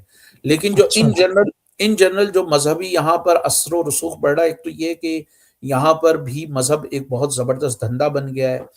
یہاں پہ مساجد جو مجھے بتایا گیا، I do not know to what extent that is correct، کہ پہلے آپ چیریٹی بناتے ہیں، پھر چیریٹی کے بعد آپ مسجد بناتے ہیں. تو چیریٹی میں اگر آپ نے فرض کریں 1 لاکھ پاؤنڈ جمع کی ہیں تو 25% آپ کو گورنمنٹ دے دے گی اس کا مطلب 25,000 پاؤنڈ پھر آپ 25%؟ ہاں یہ اب مجھے کسی نے بتایا، میں اس کو ابھی انویسٹیگیٹ کر رہا ہوں، لیکن somebody told me 6,000 کا یہاں پہ فنرل ہوتا ہے، 6,000 پاؤنڈ کا، اگر آپ نماز جنازہ وغیرہ کریں نا انتظام. اچھا اس میں جو قبر وبر خریدنے کا خرچہ ہے وہ مشکل 2,500-3,000 ہے، تو اس میں سوکھا سوکھا آپ کو 3,000 کا پروفٹ ہے. تو میں نے پوچھے 6,000 کس پاؤنڈ کے لیتے ہیں؟ کہتے ہیں وہ جو مسجد میں لوگ آ کے بیٹھتے ہیں اس کا بھی پیسہ چارج کرتے ہیں وہ، اور گاڑی کرتے ہیں، ٹرانسپورٹ کرتے ہیں. تو میں نے کہا یہ کتنا خرچہ آ جاتا ہوگا؟ انہوں نے کہا بمشکل 2,000-2,500 3,000 یہ سارا آ جاتا، 3,000 وہ سوکھا سوکھا ہے. نکاح میں اور دوسرے پیسے ہیں، ٹھیک ہے، مسجد سے ریلیٹڈ یا مدرسے سے ریلیٹڈ چیزیں ہوتی ہیں وہ چیریٹی میں آتی ہیں، کئی طرح کے ٹیکس سے ایگزمپٹ ہوتی ہیں. برمنگم میں ایک صاحب نے مجھے بتایا کہ 200 کے قریب رجسٹرڈ مسجد ہیں، دوسرے صاحب سے کل میری بات ہو رہی تھی، انہوں نے کہا 400 سے زیادہ یہاں پہ رجسٹرڈ مسجد ہیں. ایک مسئلہ یہ ہے کہ ایک علاقے میں اگر دیوبندی نے مسجد بنا لی تو فوراً بریلوی بھی وہاں بناتا ہے، وہابی بھی وہاں بناتا ہے، شیعہ بھی وہاں بناتا ہے. پھر یہاں پر وہ جو آپ کے ربیع الاول کے میلاد، غوث پاک کے میلاد، اصحاب کے حوالے سے پروگرام، اور پھر عزاداری کے حوالے سے شیعہ حضرات کے پروگرام، جی وہ سارے چل رہے ہوتے ہیں.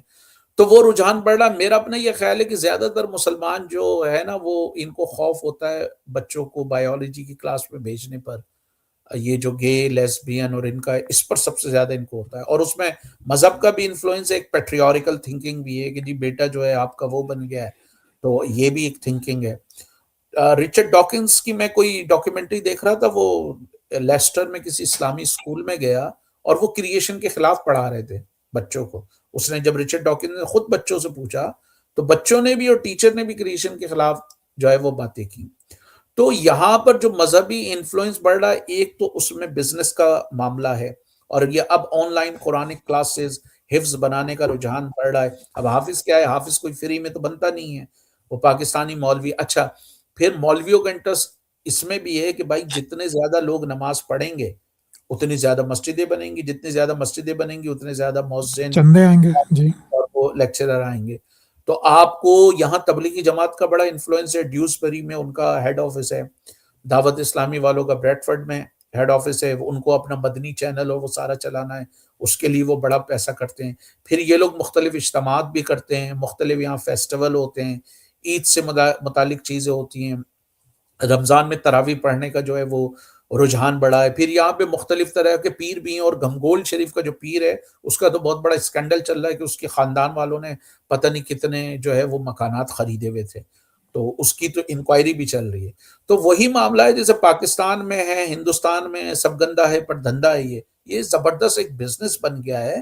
تو اس بزنس کو پروموٹ کرنے کے لیے پھر وہ اسکول بھی کر رہے ہیں، کالجز بھی بنا رہے ہیں، یہاں پر مختلف ادارے بھی بنا رہے ہیں، حلالے بھی چل رہے ہیں. ابھی ایک مولوی نے الزام لگایا، صومالی مولوی نے کسی سلافی مولوی پر برمنگم میں، کہ جی انہوں نے حلالے کی دکان کھولی ہوئی ہے اور وہ پیسے لیتے ہیں، اس طرح حلالہ کراتے ہیں. کچھ اس نے الزام لگایا کہ ملٹیپل شادیاں کر رہے ہیں، جسے وہ مثلا شیعوں میں متا کہتے ہیں اور سنیوں میں مسیار کہتے ہیں غالباً. مسیار کہتے ہیں، نکاح مسیار. تو وہ کہتے ہیں کہ اس طرح کے یہاں پر دھندے چل رہے ہیں. وہ دونوں مولوی ایک دوسرے پہ الزام لگا رہے ہیں. تو وہ صومالی مولوی کو کہہ رہا ہے کہ یہ داعش کا سپورٹر ہے، صومالی مولوی اس کو کہہ رہا ہے کہ نہیں یہ اس طرح وہ چلاتا ہے. تو یہ بڑا زبردست کاروبار یہاں پر بن گیا ہے، اور اس میں جو ہے وہ بڑے پیمانے پہ انویسٹمنٹ ہوتی ہے. پھر آف کورس گلف کنٹریز کے جو انٹرسٹ ہیں ان کے بھی یہی ہیں.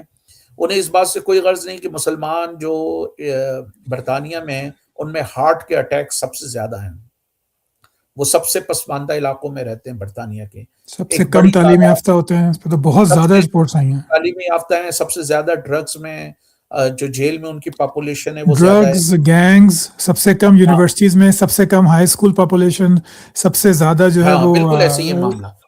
جی.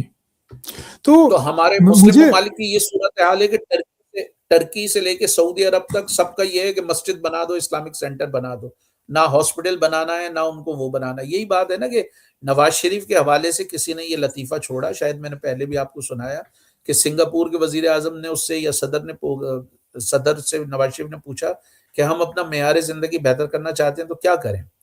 تو سنگاپور کے صدر نے کہا تم معیار زندگی بہتر نہیں کر سکتے. نواز شریف کو بڑی حیرت ہوئی، کہنے لگا کیوں؟ کہتا ہے یار تمہاری زندگی موت کے بعد شروع ہوتی ہے، تو تمہیں کیا ضرورت ہے اس کو صحیح کرنے کی. مسلمانوں کا یہی المیہ ہے کہ بھائی زندگی موت کے بعد شروع ہوتی ہے، لیکن یہ زندگی اللہ کا سب سے بڑا تحفہ بھی تو ہے۔ آپ کسی غار میں اگر ہیں اور اس غار میں کوئی آکسیجن نہیں آ رہی، تو پہلا کام تو آپ یہی کریں گے نا کہ آکسیجن کا بندوبست کہ کریں گے۔ تو کھڑکی آپ اس کھودیں کہیں جا زندگی میں کے. آ گئے ہیں، ہاں اس زندگی میں آ گئے ہیں، اس کے جو لوازمات ہیں وہ آپ کو کرنے پڑیں گے۔ تو یہ جتنے، بلکہ ابھی میں کوئی ڈاکیومنٹری دیکھ رہا تھا، I just want to verify it، وہ بتا رہا تھا کہ اوور دا ایئر سعودی عرب نے $90 بلین خرچ کیے ہیں انہیں پہ، مساجد، اسلامک سینٹر اور یہ سارے اثر و رسوخ کے لیے۔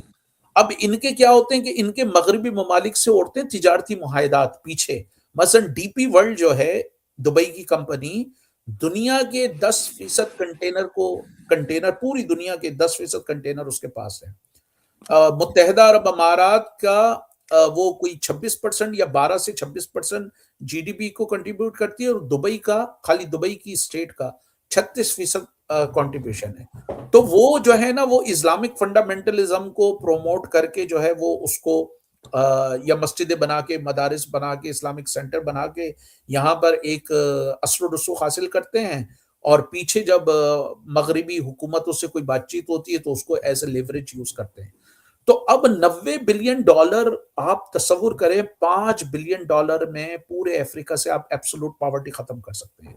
یو این ڈی پی کی ایک رپورٹ میں پڑھ رہا تھا، پرانی تھی، اس نے کہا $50 بلین میں دنیا کے 126 سے زائد جو ترقی پذیر ممالک ہیں، sanitation, primary health care, primary education اور بنیادی ضروریات پوری ہو جائیں گی جی، چار اس میں۔ تو سوال یہ پیدا ہوتا ہے کہ یہ مسلم ممالک جن کے پاس دولت، تیل کی دولت میں نہار ہیں، یہ کیوں مسلم ممالک میں یار اسکول، ہاسپٹل، یونیورسٹیز، پینے کا صاف پانی، سینیٹیشن، اس کو جو ہے ہیلپ آؤٹ کرنے میں مدد کیوں نہیں کرتے؟ کیوں یہ ملیشیا کو پال رہے ہوتے ہیں؟ کیوں یہ مولویوں کو پال رہے ہوتے ہیں؟ کیوں یہ وہاں پہ فرقہ واریت پھیلا رہے ہوتے ہیں؟ یہ اہم سوال ہے۔ تو انگلینڈ میں بھی اب فرقہ واریت پھیل رہی ہے۔ عدنان رشید ہیں یہاں پہ ایک مولوی، وہ صبح شام شیعوں کے خلاف جو ہے وہ بکرا ہوتا ہے، ان کے خلاف وہ کر رہا ہوتا ہے۔ تو یہاں پر وہ لازم بات ہے کہ یہ جو مختلف فیکٹر ہیں، مذہب ایک دھندا ہے، عرب ممالک کی یہاں پہ مداخلت ہے، اس کے علاوہ یہاں کے اپنے جو مولوی ہیں ان کے ویسٹڈ انٹرسٹ ہے، اس کی وجہ سے یہاں پہ ریلیجیوسٹی بہت بڑھ رہی ہے۔ ایک اور بات میں پوچھنا چاہوں گا، جو میرا تاثر تھا کہ جب میں انگلینڈ میں رہا ہوں، 5-6 سال میں نے گزارے ہیں وہاں پہ، اور میں بڑا اس وقت مطلب مسلمان تھا، تو میں نے یہ محسوس کیا تھا کہ یہاں پہ جو علماء اس وقت تھے جو اسلامک اسکولز کھول رہے ہیں، باقی کام کر رہے ہیں، لیکن وہ لوگوں میں ڈر بہت پیدا کرتے ہیں کہ اگر تمہارا بچہ جو ہے وہ یونیورسٹی چلا جائے گا تو وہ بگڑ جائے گا، اگر تم نے اپنی بیٹی کو پردہ نہیں کروایا تو وہ یقیناً کسی گورے کے ساتھ زنا کرے گی اور حرامی بچے پیدا کرے گی، اگر تمہارے بچے جو ہیں وہ گورے کے اسکول میں چلے جائیں گے اور اسلامک اسکول میں شام کو نہیں آئیں گے تب جو ہے وہ گمراہ ہو جائیں گے۔ جبکہ پھر اس وقت ہی وہاں پہ میں نے اسکینڈل دیکھے، وہی معاملات جو بچوں کے ساتھ پاکستان میں ہوتے ہیں وہی معاملات وہاں بھی ہونے شروع ہو گئے تھے۔ تو یہ جو ڈر بیچنے والی چیز ہے نا کہ تم ان سے بات کرو گے تو گمراہ ہو جاؤ گے، ان کی اسکول میں جاؤ گے تو گمراہ ہو جاؤ گے، ان کی ٹیکنالوجی ساری لے لو لیکن دماغی طور پہ جو ہے وہ تم ان کے ساتھ مت رہو۔ تو یہ جو ڈر بیچتے ہیں اس کی وجہ سے ہی ان کو پاور ملتی ہے کہ مسجدیں بنانے کے لیے پیسے دو، اسی لیے مسجد، ہاسپٹل مت بناؤ، یتیم خانے مت بناؤ، ڈسپینسریز مت بناؤ، فری ایجوکیشن لونز مت دو۔ یعنی یہودی اپنے بچوں کو لونز دیتے ہیں، یعنی اپنی کمیونٹی میں لونز دیتے ہیں وہ یونیورسٹی میں جانے کے لیے۔ پاکستانیوں کے اندر یا مسلمانوں کے اندر ایسا کوئی نظام نہیں ہے، آپ وہاں پہ مسجد بناتے ہیں۔ بلکہ جب میں وہاں تھا تو ایک مولوی صاحب آئے جو جمعے کے خطبے میں یہ بتا رہے تھے کہ کموڈ پہ بیٹھ کے مسنون طریقے سے استنجا کیسے ہوتا ہے۔ یعنی میں نے کہا بھائی تمہارا دماغ خراب تو نہیں؟ یہ یعنی میں خود گواہ ہوں اس کا کہ آپ کموڈ پہ بیٹھ کے سنت سے استنجا کیسے کریں گے؟ یہ انگلینڈ کی بات ہے، یہ پاکستان کی بات نہیں ہے۔ تو یہ جو ڈر بیچا جاتا ہے، اس کی یہ کوئی منوپلی ہے ان کی کہ لوگوں کو ذہنی طور پہ غلام بناؤ، ڈر بیچ کے، جس طرح ہم نے جو دیوبند نے کام کیا تھا کہ نہ انگریزی پڑھیں گے، نہ انگریزی سنیں گے، نہ بات کریں گے، اپنے ککونز میں بند رہیں گے۔ تو یہ ہم کو تو مزید جاہل کر رہے ہیں یہ آپ۔ بالکل، یہ آپ بات صحیح کہہ رہے ہیں کہ وہ تو اچھا ہوا کہ وہ انہوں نے استنجا کی بات کی، انہوں نے سانس روکنے کی بات نہیں کی، ورنہ پاکستان میں تو وہ سانس روکنے وضو ٹوٹ روزہ ٹوٹ جائے گا۔ دیکھیں بھائی، سیدھی سی بات یہ ہے، وہی بات ہے کہ سیدھا یہ دھندا ہے پاکستان میں۔ اگر موڈس آپرینڈی آپ دیکھیں، پہلے آپ خوف بٹھائیں، اور خوف تو بڑی پروڈکٹ ہے۔ اور میں سمجھتا ہوں وہ جو عامر خان نے پی کے بنائی تھی، یا او مائی گاڈ جو اس نے بنائی تھی پریش راول نے، اس طرح کی ہزاروں فلمیں کہیں جا کر بنے تو میرے خیال سے ان معاشروں میں، پاکستان ہندوستان کے معاشروں میں کچھ ہو سکتا ہے، ورنہ بڑا مشکل ہے۔ اب دیکھیں پاکستان میں اگر مذہبی جماعتوں کا آپ طریقہ کار دیکھیں کہ مذہبی جماعتیں پہلے ایک ماحول پیدا کرتی ہیں، اس کے بعد وہ پروڈکٹس لاتی ہیں۔ مثلا تبلیغی جماعت کے اگر آپ ہو گئے، تبلیغی جماعت نے پہلے ماحول پیدا کیا سارا۔ اب جب آپ نے ماحول پیدا کر لیا تو کیا ہوا، فرض کریں کہ جی کل آپ تبلیغی جماعت میں ہو جائیں تو آپ اپنے بچے کو بیکن ہاؤس سے اٹھا کے اقرا روضۃ الاطفال مدینۃ الاطفال میں ڈالیں گے۔ آپ اپنا بینک اکاؤنٹ جو ہے وہ اسٹینڈرڈ چارٹر سے اٹھا کے میزان میں یا بینک اسلامی میں ڈالیں گے۔ آپ جو ہے وہ ہو سکتا ہے ٹوتھ پیسٹ کی جگہ جو ہے وہ مسواک مسواک استعمال استعمال، کرنا شروع کر دیں، کیپ کی جگہ ٹوپی استعمال کرنا شروع کر دیں، اور آپ جینز کی جگہ جو ہے وہ تخنوں داڑھی سے اوپر چپی شلوار۔ کے کپڑے پہننا شروع کر دیں۔ تو پوری پروڈکٹ ہے نا اس کے پیچھے۔ اچھا اسی طرح جو ہے وہ آپ جے کے رولنگ کے ناول کی جگہ ہو سکتا ہے تبلیغی نصاب خریدنا شروع کر دیں، ٹھیک ہے؟ تو پوری آپ کو وہاں پر ایک انڈسٹری نظر آئے گی۔ دعوت اسلامی میں بھی یہی ہے کہ جی کل آپ دعوت اسلامی کے ہو جائیں تو آپ سی این این کی جگہ جو ہے وہ مدنی چینل دیکھنا شروع ہو جائیں گے، آپ ہری پگڑی پہننا شروع ہو جائیں گے، 5-6 آپ جو ہے وہ جے کے رولنگ کی جگہ فیضان مدینہ پڑھنا شروع کر دیں گے، اور اس کے علاوہ جو ہے وہ آپ الخدمت کو عہدی کو چندہ دینے کے بجائے ہو سکتا ہوں مدنی چینل کو چندہ دینا شروع کر دیں۔ تو یہ پورا ایک نیٹ ورک ہے۔ اسی طرح جو ہے آپ حافظ بنائیں گے بچے کو، بچہ بھلے ڈاکٹر بننا چاہتا ہو، آپ اس کو حافظ بنانے کی کوشش کریں گے، اور اس کے بعد اس کا آگے جا کے اس کا جو ہے وہ بیچارے کا مستقبل کچھ بھی ہو، اس کو اس سے آپ کوئی غرض نہیں ہے۔ تو یہ پورا ماڈس آپرینڈائی ہے، اور جیسا کہ میں نے بتایا کہ یہاں پر کیونکہ اس میں بزنس بھی بڑا انوالو ہے، اور مڈل ایسٹرن جو گورنمنٹ ہیں ان کی اپنی پالیسیز ہیں، اور یہاں پر جو تبلیغی جماعت کا، دعوت اسلامی کا اور دوسری جماعتوں کا جو انفلوئنس ہے وہ بہت بڑے ڈونیشن گڑ ہیں، کیونکہ یہاں سے آپ 5 پاؤنڈ دیں تو پاکستان میں جا کے وہ ایک اچھا بڑا پیسہ بن جاتا ہے نا، اور پھر پاکستان میں آپ وہاں بزنسز کر لیں۔ بہت سارے آپ دارالعلوم میں دیکھیں کہ انہوں نے شادی ہال بھی دکانیں لی بنا، ہوئی ہیں، جی جی، شادی ہال ہیں، دکانیں ہیں، کیٹرنگ سروسز ہیں۔ یہ ساری چیزیں پھر آپ کا تو یہ ساری چیزیں بزنس سے بڑی زیادہ ریلیٹڈ ہیں۔ میرا ایک دوست ہے لوٹن میں، وہ بتانے لگا وہ یہ پیسے ویسے پاکستان بھیجتا ہے نا، تو لاہور میں اس نے نوٹ کیا کہ ایک عورت آتی ہے لاہور میں پیسے بھیجتی ہے کسی کو نا، بابا کو۔ تو ایک دن اس نے آؤٹ آف کیوریوسٹی پوچھ ہی لیا، کہنے لگا کہ یار یہ آپ کیا کرتی ہیں، کس کو بھیجتی ہیں؟ کہتی ہیں اس نے بندش کی ہوئی ہے، میری بیٹی کو بند کیا ہوا ہے۔ تو کو کہتا میں سمجھا کہ اس کی بیٹی کو اس نے لاہور میں بند کیا ہوا ہے۔ کہتا کہاں لاہور میں بند کیا ہوا ہے؟ کہتی نہیں یہاں برطانیہ میں بند کیا ہوا ہے۔ کہتا کہ نہیں وہ بابا کیا برطانیہ میں رہتا ہے؟ کہتی نہیں وہ لاہور میں رہتا ہے۔ اس نے کہا لاہور میں رہتا ہے تو یہاں کیسے بند کر دیا؟ کہتا اس نے بس میری بیٹی کو کہا کہ کمرے سے نکلنا نہیں ہے، تو وہ کمرے سے بالکل نکلی نہیں ہے، تو وہاں پہ بند ہے جب تک بابا نہیں کیا جب برین تک واشنگ بابا ہے! نہیں بولے گا وہ کمرے سے نہیں نکلے گی۔ تو یہ میں خالی بتا رہا ہوں کہ اس طرح کے یہاں پہ معاملات چل رہے ہوتے ہیں۔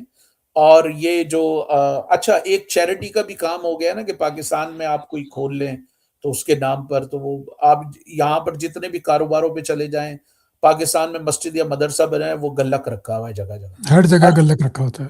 کہ جی یہ ڈڈیال میں بن رہا ہے، تو یہ میرپور میں بن رہا ہے، تو یہ کینیڈا میں بھی ایسا ہی ہے کہ جب میں جاتا ہوں وہاں پہ تو ہر پاکستانی یا انڈین دکان کے اندر جو ہے نا ایک مسجد کا، مدرسے کا گلک رکھا ہوتا ہے کہ ہاں اس میں آپ پیسے ڈالیں۔ اچھا یہ علماء، آپ اپنا تجربہ بتائیے گا، لیکن جب تک میں انگلینڈ میں رہتا تھا کبھی بھی یہ بات نہیں کرتا کہ پاکستان مسلمان کمیونٹی میں ڈرگس کتنی بڑھ گئی ہیں، تعلیم کتنی کم ہے، یہ لوگ سیکس آفینڈرز سب سے زیادہ ہوتے ہیں۔ بلکہ ابھی جو 2025 میں رپورٹ آئی ہے کہ جس میں پاکستانی ٹیکسی ڈرائیورز کس طرح منظم ہو کے نابالغ بچیوں کا ریپ کرتے تھے، پھر ان کو فلیٹس میں لے جا کے کرواتے تھے، مطلب ان کو صلاح عام ہے یاران نقطہ داں کے لیے ٹائپ، وہ ان کا گھر تھے ان کے، میں وہ لفظ نہیں بولنا چاہتا، کہ وہ نابالغ بچیاں آ کے ان کو ڈرگز بھی دیتے تھے، ان کو ڈراتے بھی تھے، دھمکاتے بھی تھے، ویڈیوز بھی بناتے تھے، جس پہ اتنی رپورٹس اب شائع ہوئی ہیں، کتنے گینگز انہوں نے پکڑے ہیں، کتنی جگہ سے پکڑے ہیں انہوں نے۔ اس پہ ہمارے علماء جو ہے وہ کبھی آواز نہیں اٹھاتے، اس پہ کبھی کوئی ریلی نہیں نکالتے، کوئی جمعہ کا خطبہ اس پہ نہیں ہوتا۔ تو یہ کس طرح کی بات ہے کہ ہم ان سیکس آفینڈرز کو آخر کھلے عام کیوں کہنا چاہیے؟ انگلینڈ میں جو سیکس آفینڈرز ابھی آئے، اسکینڈل سامنے آیا ہے، اس پہ کیوں کچھ نہیں کہتے؟ بھائی دیکھیں اس میں تو ایک نیچرلی مینٹیلٹی کا مسئلہ ہے. جب ذاکر نائک کہے گا کہ اللہ تعالیٰ جو ہے ریپسٹ کو معاف کر دے گا لیکن مشرک کو معاف نہیں کرے گا، جب اس طرح کی باتیں کرے گا کہ آپ کسی، اور یہ کوئی خالی ذاکر نائک نہیں، اور بھی بہت سارے مولوی یہاں پر جو مسلم دنیا کے، انڈونیزیا کے، ادھر ادھر کے مولوی ہیں، وہ اس طرح کی باتیں کرتے ہیں. تو ایک آپ کو یہ تسلی تو ہو گئی نا کہ جی آپ بخشے جائیں گے، ٹھیک ہے نا. ہاں جی، تسلی تو دوسرا ہو گئی. دوسرا یہ ہے کہ لازم بات ہے کہ فار رائٹ نے بھی اس کو اٹھایا ہے. فار رائٹ نے بھی اس کے خلاف پروپیگنڈا کیا ہے. جو گورنمنٹ کی اپنی رپورٹ ہے اس میں وائٹ گینگ بھی بہت سارے انوالوڈ ہیں، اور وائٹ گینگز بھی بچیوں میں، اور ایون 2-3 سال کی بچیوں کے ساتھ بھی وہ ہیں، وہ اپنی جگہ. لیکن بہرحال یہ سوالیہ فکر ہے کہ آپ کی جو جیل میں آپ کی آبادی جو ہے وہ فرض کریں 4 سے 5% ہے، اور آپ کی جیل میں نمائندگی جو ہے وہ 15% سے زیادہ ہے. ہوں، سوچنے کی بات ہے نا. اسی طرح سیکچول کرائمز میں اگر آپ کی آبادی 4% ہے اور سیکچول کرائمز میں آپ کی پرسنٹیج بہت زیادہ ہے، تو یہ بہرحال لمحہ لمحہ فکریہ. جی. تو یہ بات آپ نے صحیح کی کہ وہ ان سوالات کو جو ہے وہ کوشچن نہیں کرتے. اور جب آپ مولوی صرف آپ کو یہ کہے کہ عورت کوئی چیز نہیں ہے سیکچول کموڈٹی کے علاوہ، اس کا کام ہی بس وہی ہے کہ آپ تصور کریں نا کہ جب آپ مثلا ساحل ادیم جیسا بھی آدمی جو کینیڈا سے پڑھ لکھ کر آیا، 4 4 سال کی بچیوں کا نکاح کرائے، مفتی طارق مسعود 4 4 سال کی بچیوں کو بیچے، جو ہے وہ ان کو بھیڑ بکریوں کی طرح بانٹ دے. یہاں پر بھی سارے انڈر ایج میرجز کو جو ہے وہ جسٹیفائی کرتے. تو آپ کے ذہن میں جب یہ ہے کہ 4 سال کی بچی کا نکاح ہو سکتا ہے، یا 6 سال کی بچی کا نکاح ہو سکتا ہے، یا 9 سال کی بچی کا جو ہے وہ آپ کی کنسمیشن کے لیے تیار ہوتی ہے، تو آپ کے ذہن میں یہ تو خیال آ گیا نا کہ اس سے سیکس لیجیٹمائز ہے. لیجیٹمیٹ ہے. یہ تو ایک آ گئی نا جو ایک نیگیٹو تھاٹ ہے. حالانکہ اگین میں اس پہ یہ کہوں گا کہ غامدی سمیت بہت سارے ایسے مسلم تھنکر ہیں جو کہتے ہیں کہ جی وہ انڈر ایج لڑکیوں سے نہیں ہونی چاہیے شادی، لیکن وہ فرنج ہیں، وہ مین اسٹریم نہیں ہے. یہاں کے مین اسٹریم جتنے مولوی ہیں سب اس کو جسٹیفائی کرتے ہیں. تو یہ ایک بنیادی طور پر معاملہ ہے. دوسرا میرا خیال سے ایک کلچرل فرق بھی ہے، کیونکہ بہت سارے پاکستانیوں کا، انڈینز کا جو پہلا انگریزی کلچر سے انٹریکشن ہوتا تھا ماضی میں یا ہوا ہے، وہ بلو فلموں کے ذریعے ہوا ہے. اب بلو فلموں میں وہ جو دکھاتے ہیں کہ وہ لڑکی ذرا سی ہنسی 2 منٹ میں وہ تیار ہو گئی، وہ ہو گئی. تو یہ مینٹیلٹی لوگ لے کر آتے ہیں انکانشیسلی. حالانکہ یہاں پر وہ اگر عورت یا کوئی لڑکی آپ کو ڈارلنگ بھی کہہ رہی ہوتی ہے، وہ بیچاری اس کا کرٹیسی میں مطلب، کہہ رہی ہاں، اس کا اس مطلب یہ نہیں ہوتا. ہوتا ہے کہ بس اب میں تیار ہوں. تو ہمارے ہاں یہ بڑا تیسرا پرابلم یہ ہے کہ ہم یہ جو لوگ یہاں پر آتے ہیں، جن معاشروں سے آتے ہیں، وہ انتہائی سیکچولی فرسٹریٹڈ فرسٹریٹڈ ہوتے ہیں، بند ہوتے ہیں. اس کو کریں. تو ہم ان کی آزادیوں کا، یہاں کی آزادیوں کا پھر جو ہے وہ غلط جو ہے وہ فائدہ اٹھاتے ہیں اور اس کو ایکسپلائٹ کرتے ہیں. تو اگر ہم ان مسائل پر واقعی توجہ دیں، تھوڑا سا ہم ریفلیکٹ کریں، اگین فار رائٹ کا پروپیگنڈا بھی، اس پروپیگنڈے سے ہٹ کر ہمیں اپنے طور پہ بھی اپنا احتساب کرنا چاہیے. سوچنا چاہیے کہ ہماری کمیونٹیز میں یہ تمام چیزیں کیوں بڑھ رہی ہیں، ہماری کمیونٹی میں یہ تمام چیزیں کیوں ہو رہی ہیں.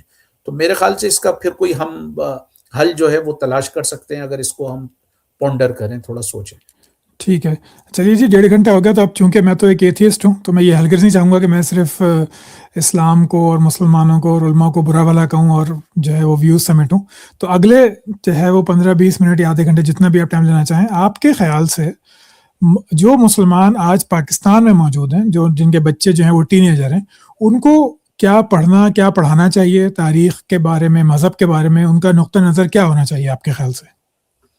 دیکھیں، سب سے پہلے تو انہیں میرے خیال سے تاریخ پڑھنا چاہیے، کیونکہ ہمارے ہاں تاریخ کے معاملات بڑے کمزور ہیں. ہمیں پتہ ہی نہیں عباسیوں کا، امویوں کا، جو آپ کے سلجوقی ترک تھے، مملوک تھے، ان سب کو ہمیں پڑھنا چاہیے. یہ بڑی انٹرسٹنگ چیز ہے. اور میں اس بات کا قائل ہوں کہ آپ دنیا کا کوئی مذہب مونولیتھک نہیں ہوتا، ان کو مذہب کی مختلف انٹرپریٹیشن سننی چاہیے، اور ان انٹرپریٹیشن کو سننے کے بعد جو ہے ان کو اپنی دنیا خود ڈسکور کرنا چاہیے. کریٹیکل انداز میں دیکھنا چاہیے. ہمیں لوگوں کی پوجا نہیں کرنا چاہیے. ہم لوگوں کا احترام کر سکتے ہیں، ہمیں ان کی ورشپ نہیں کرنا چاہیے. آپ کی جو پچھلے سوال کی طرف تھوڑا سا میں آؤں گا، جو میری یہاں پر مختلف لوگوں سے بات ہوئی، جی، جی۔ جس میں ایسے بھی جو تھے مسلمانوں کے بڑے کٹر دشمن، وہ یہ بات کرتے ہیں کہ دیکھیں بھائی، یورپ میں ایک کرٹیسزم کی ایک طویل ہسٹری رہی ہے۔ جب ہم کہتے ہیں کہ اسلام کمپیٹیبل نہیں ہے یا مسلمان کمپیٹیبل نہیں ہے تو اس میں پرابلم ہے۔ مثلا آپ دیکھیں فوئر باخ نے حضرت عیسیٰ کے وجود سے انکار کیا، انکار کر دیا بہت سارے لوگوں نے جو ہے وہ حضرت عیسیٰ پہ کہ کرٹیسائز کہانی کیا۔ ہے صرف، جی۔ کرٹیسزم کے حوالے سے وہ بتا رہے ہیں کہ مسلم علاقوں میں جو اب انگریز ٹیچر پورے یورپ میں جو گوری ٹیچر پڑھاتی ہیں وہ خوفزدہ ہیں، وہ سیلف سینسرشپ کرتی ہیں۔ آپ کو پتہ ہے نا فرانس میں ایک ٹیچر کا قتل ہو گیا تھا، وہ کوئی ایکسپلین کر رہا تھا۔ جی۔ تو ایک وہ ہے، دوسرا یہ کہ اگر آپ غور سے دیکھیں وہ یہ کہتے ہیں کہ یار دیکھو، جو ایون افریقہ کا بھی کرسچن آ رہا ہے نا، وہ چڈا شڈا بھی پہن لیتا ہے، ٹھیک ہے، وہ جو ہے دارو شارو بھی پی لیتا ہے، وہ پب میں بھی بالکل۔ چلا جاتا ہے، تو وہ کسی لیول آف کمپیٹیبلٹی ہے۔ جو مسلمان ہے نہ وہ دارو پیتا ہے نہ وہ پب جاتا ہے، وہ جبہ پہن رہا ہوتا ہے۔ اچھا، خوراک کے معاملے میں بھی ڈفرینٹ ہے، یہ خوراک کے معاملے میں بھی ڈفرینٹ ہے۔ تو ایک یہ سلسلہ چل رہا ہے کہ یہ کمپیٹیبلٹی کا ایشو ہے۔ دوسرا جو لباس ہے، جو یورپ جو افریقہ یا لیٹن امریکہ کی عورت آ رہی ہے، اس کے اور یورپین کے لباس میں، اسپیشلی خواتین کے لباس میں کسی حد تک مماثلت ہے یا تھوڑا بہت شائبہ ہے مماثلت کا۔ آپ کے ہمارے ہاں جو اسپیشلی چلیں حجاب تک تو بات کسی حد تک صحیح ہے۔ یہ جو بالکل جو زیادہ تر یورپ کے لوگوں کو فرائٹن کرتا ہے نا، وہ یہ مکمل برقع کرتا ہے۔ جی، جی، جی۔ یہ ایک ننجا ہاں جو ہوتا ہے۔ گلوز بھی پہنے ہوئے، وہ ہوں۔ 29 کے ٹمپریچر میں، اور ان کو یہ بات بڑی حیران کن لگتی ہے کہ یار 29 کے ٹمپریچر میں ہماری جان نکلی ہوئی، یہ عورت کس طرح بیچاری، تو وہ اس کو یہ دیکھ رہے ہوتے ہیں کہ یہ مظلوم ہے، اس کو سبجوکیٹ کیا گیا ہے، اس پر جو ہے وہ ظلم ہو رہا ہے۔ تو ایک یہ معاملہ ہے۔ پھر جو یورپ میں انڈر ایج میرجز کو یہ جسٹیفائی کرتے ہیں، اس میں ایشو ہے۔ پھر یہ جو یہاں پہ مسلم مولوی بات کر رہے ہوتے ہیں قبضہ کرنے کی، تو یورپ میں سرٹن کرسچن سیکشنز ہیں جو مسلمانوں کو تاریخ کے تناظر میں دیکھتے ہیں کہ یہ ویانا میں آئے 16 سینچری میں، پھر 17 سینچری میں، پھر ان کو ایک پولش کمانڈر نے شکست دی، اس سے پہلے یہ 8 سینچری یا 9 سینچری قریب جو ہے یہ فرانس تک پہنچنے کی کوشش کر رہے تھے 8 سینچری میں، پھر وہاں سے میرے خیال سے چارلس مرٹل نے یا اس کے کسی رشتہ دار نے ان کو شکست دی۔ تو وہ اس کو اس طرح تناظر میں دیکھتے ہیں کہ یار یہ اگر آ جائیں گے، تو پھر یہ وہی جو کریں گے۔ نے ہم پر جو ہے ہمارے علاقوں پہ قبضہ کیا ہے، یہ دوبارہ ہوگا تو یہ چیزیں مسئلہ کریں گی۔ تو میرے خیال سے پاکستان میں نوجوانوں کو ایک تو تاریخ پڑھنا چاہیے، تھوڑا بہت فلسفہ پڑھنا چاہیے، شاعری پڑھنا چاہیے، اور شاعری سے آپ میں جو ہے نا ایک وہ تھوڑی سی سافٹنیس آتی ہے۔ اور دوسرا، زندگی کو انجوائے کرنا چاہیے، مزے کرنا چاہیے۔ ہم لوگ پتہ نہیں کیوں، مجھے لگتا ہے شاید میں غلط ہوں، کہ دنیا میں جتنے بنیاد پرست ہیں یہ خوشی کے دشمن ہیں۔ نہیں، اب آپ کو غم، آپ ہمیشہ روتے رہیں جو ہے نا، وہ آپ ہمیشہ۔ خوشی کے دشمن مثلا یہ خالی نہیں، آپ ہندوستان میں بھی دیکھیں کہ وہ بھی ویلنٹائن کے پھولوں پر حملہ کرتے ہیں، ہم بھی ویلنٹائن کے پھولوں پر حملہ کرتے ہیں۔ وہ بھی برتھ ڈے کو جو ہے وہ کرسچن کلچر اور غلط ویسٹرن سمجھتے ہیں، کلچر کرتے ہیں، ہم بھی ہم بھی یہی کرتے ہیں۔ کرتے ہیں۔ لیکن دونوں کی منافقت یہ، جو شاید میں نے پہلے بھی کہا تھا، کہ دیکھیں جو مغرب کی سب سے خطرناک چیز ہے ایٹم بم، اس پہ تو دونوں نے بھنگڑے ڈالے، وشوناتھ ہندو پریشاد، RSS، یہ بی جے پی، ہمارے ہاں جماعت اسلامی اور سارے اس سے بڑے خوش ہوئے اسلامی بم کہہ دیا اسے۔ اور جو مغرب کی بے ضرر چیزیں ہیں جو آپ کی خوشیوں کو بہتر کرتی ہیں، چاہے وہ میوزک ہے، آرٹ ہے، برتھ ڈے ہے، ویلنٹائن ہے، جس سے کسی انسان کا قتل نہیں ہو رہا، جس سے کسی ملک کی تباہی نہیں ہو رہی، اس کے ہم دشمن ہیں۔ تو ہمیں یہ سیکھنا چاہیے کہ یہ جو زندگی ہے، اس زندگی کی جو انجوائمنٹس ہیں، اس کو ہم ایک لیجیٹیمیٹ طریقے سے، ایک صحیح طریقے سے اس کو انجوائے کریں۔ اور آف کورس ہمیں جو ہے وہ نالج جو ہوتی ہے وہ ہولسٹک ہوتی ہے۔ تو اگر ہم سائنس کے، میڈیکل سائنس کے، جینیٹکس کے بھی اسٹوڈنٹ ہیں، ہمیں پولیٹکس، ہسٹری، سوشیولوجی، شاعری، لٹریچر، یہ ساری چیزیں پڑھنی چاہیے۔ اس سے آپ بہت زیادہ چیزوں کو سیکھتے ہیں۔ خالی آپ اپنے صرف سبجیکٹ پہ جب فوکس ہوتے ہیں تو بعض ٹائم آپ جب ہولسٹک اپروچ اپنانا چاہتے ہیں تو وہ ہولسٹک اپروچ نہیں ہو سکے گی اگر آپ کے سوشل سائنسز کے حوالے سے جو ہے آپ کی معلومات نہیں ہوگی۔ تو سب کو پڑھیں، مولانا مودودی کو بھی پڑھیں، اسرار کو بھی پڑھیں، مولانا وحید الدین کو بھی پڑھیں، جمال الدین افغانی اور آپ کا مولانا عبید اللہ سندھی وغیرہ کو بھی پڑھیں۔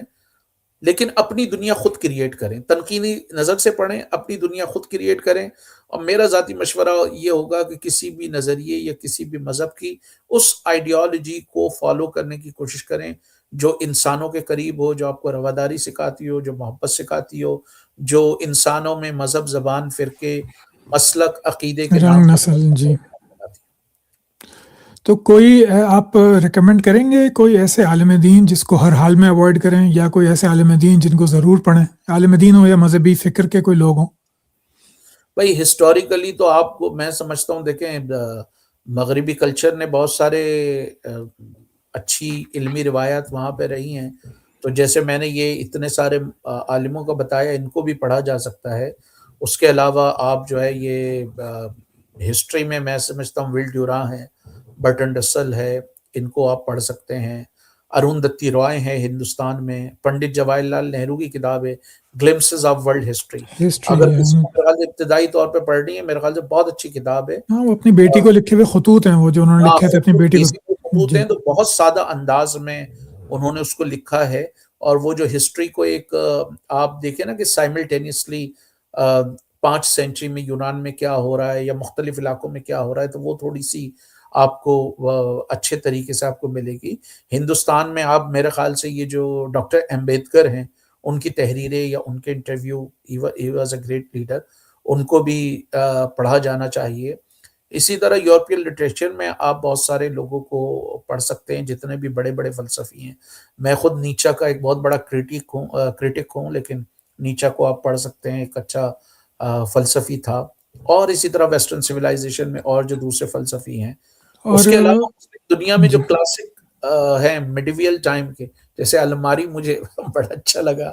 میں نے شاید پہلے بھی تذکرہ کیا تھا کہ الماری نے کہا کہ دنیا میں کچھ لوگ ایسے ہوتے ہیں جن کے پاس دماغ ہوتا ہے اور مذہب نہیں ہوتا، اور کچھ ایسے ہوتے ہیں کہ جن کے پاس جو ہے وہ مذہب ہوتا ہے، دماغ نہیں ہوتا۔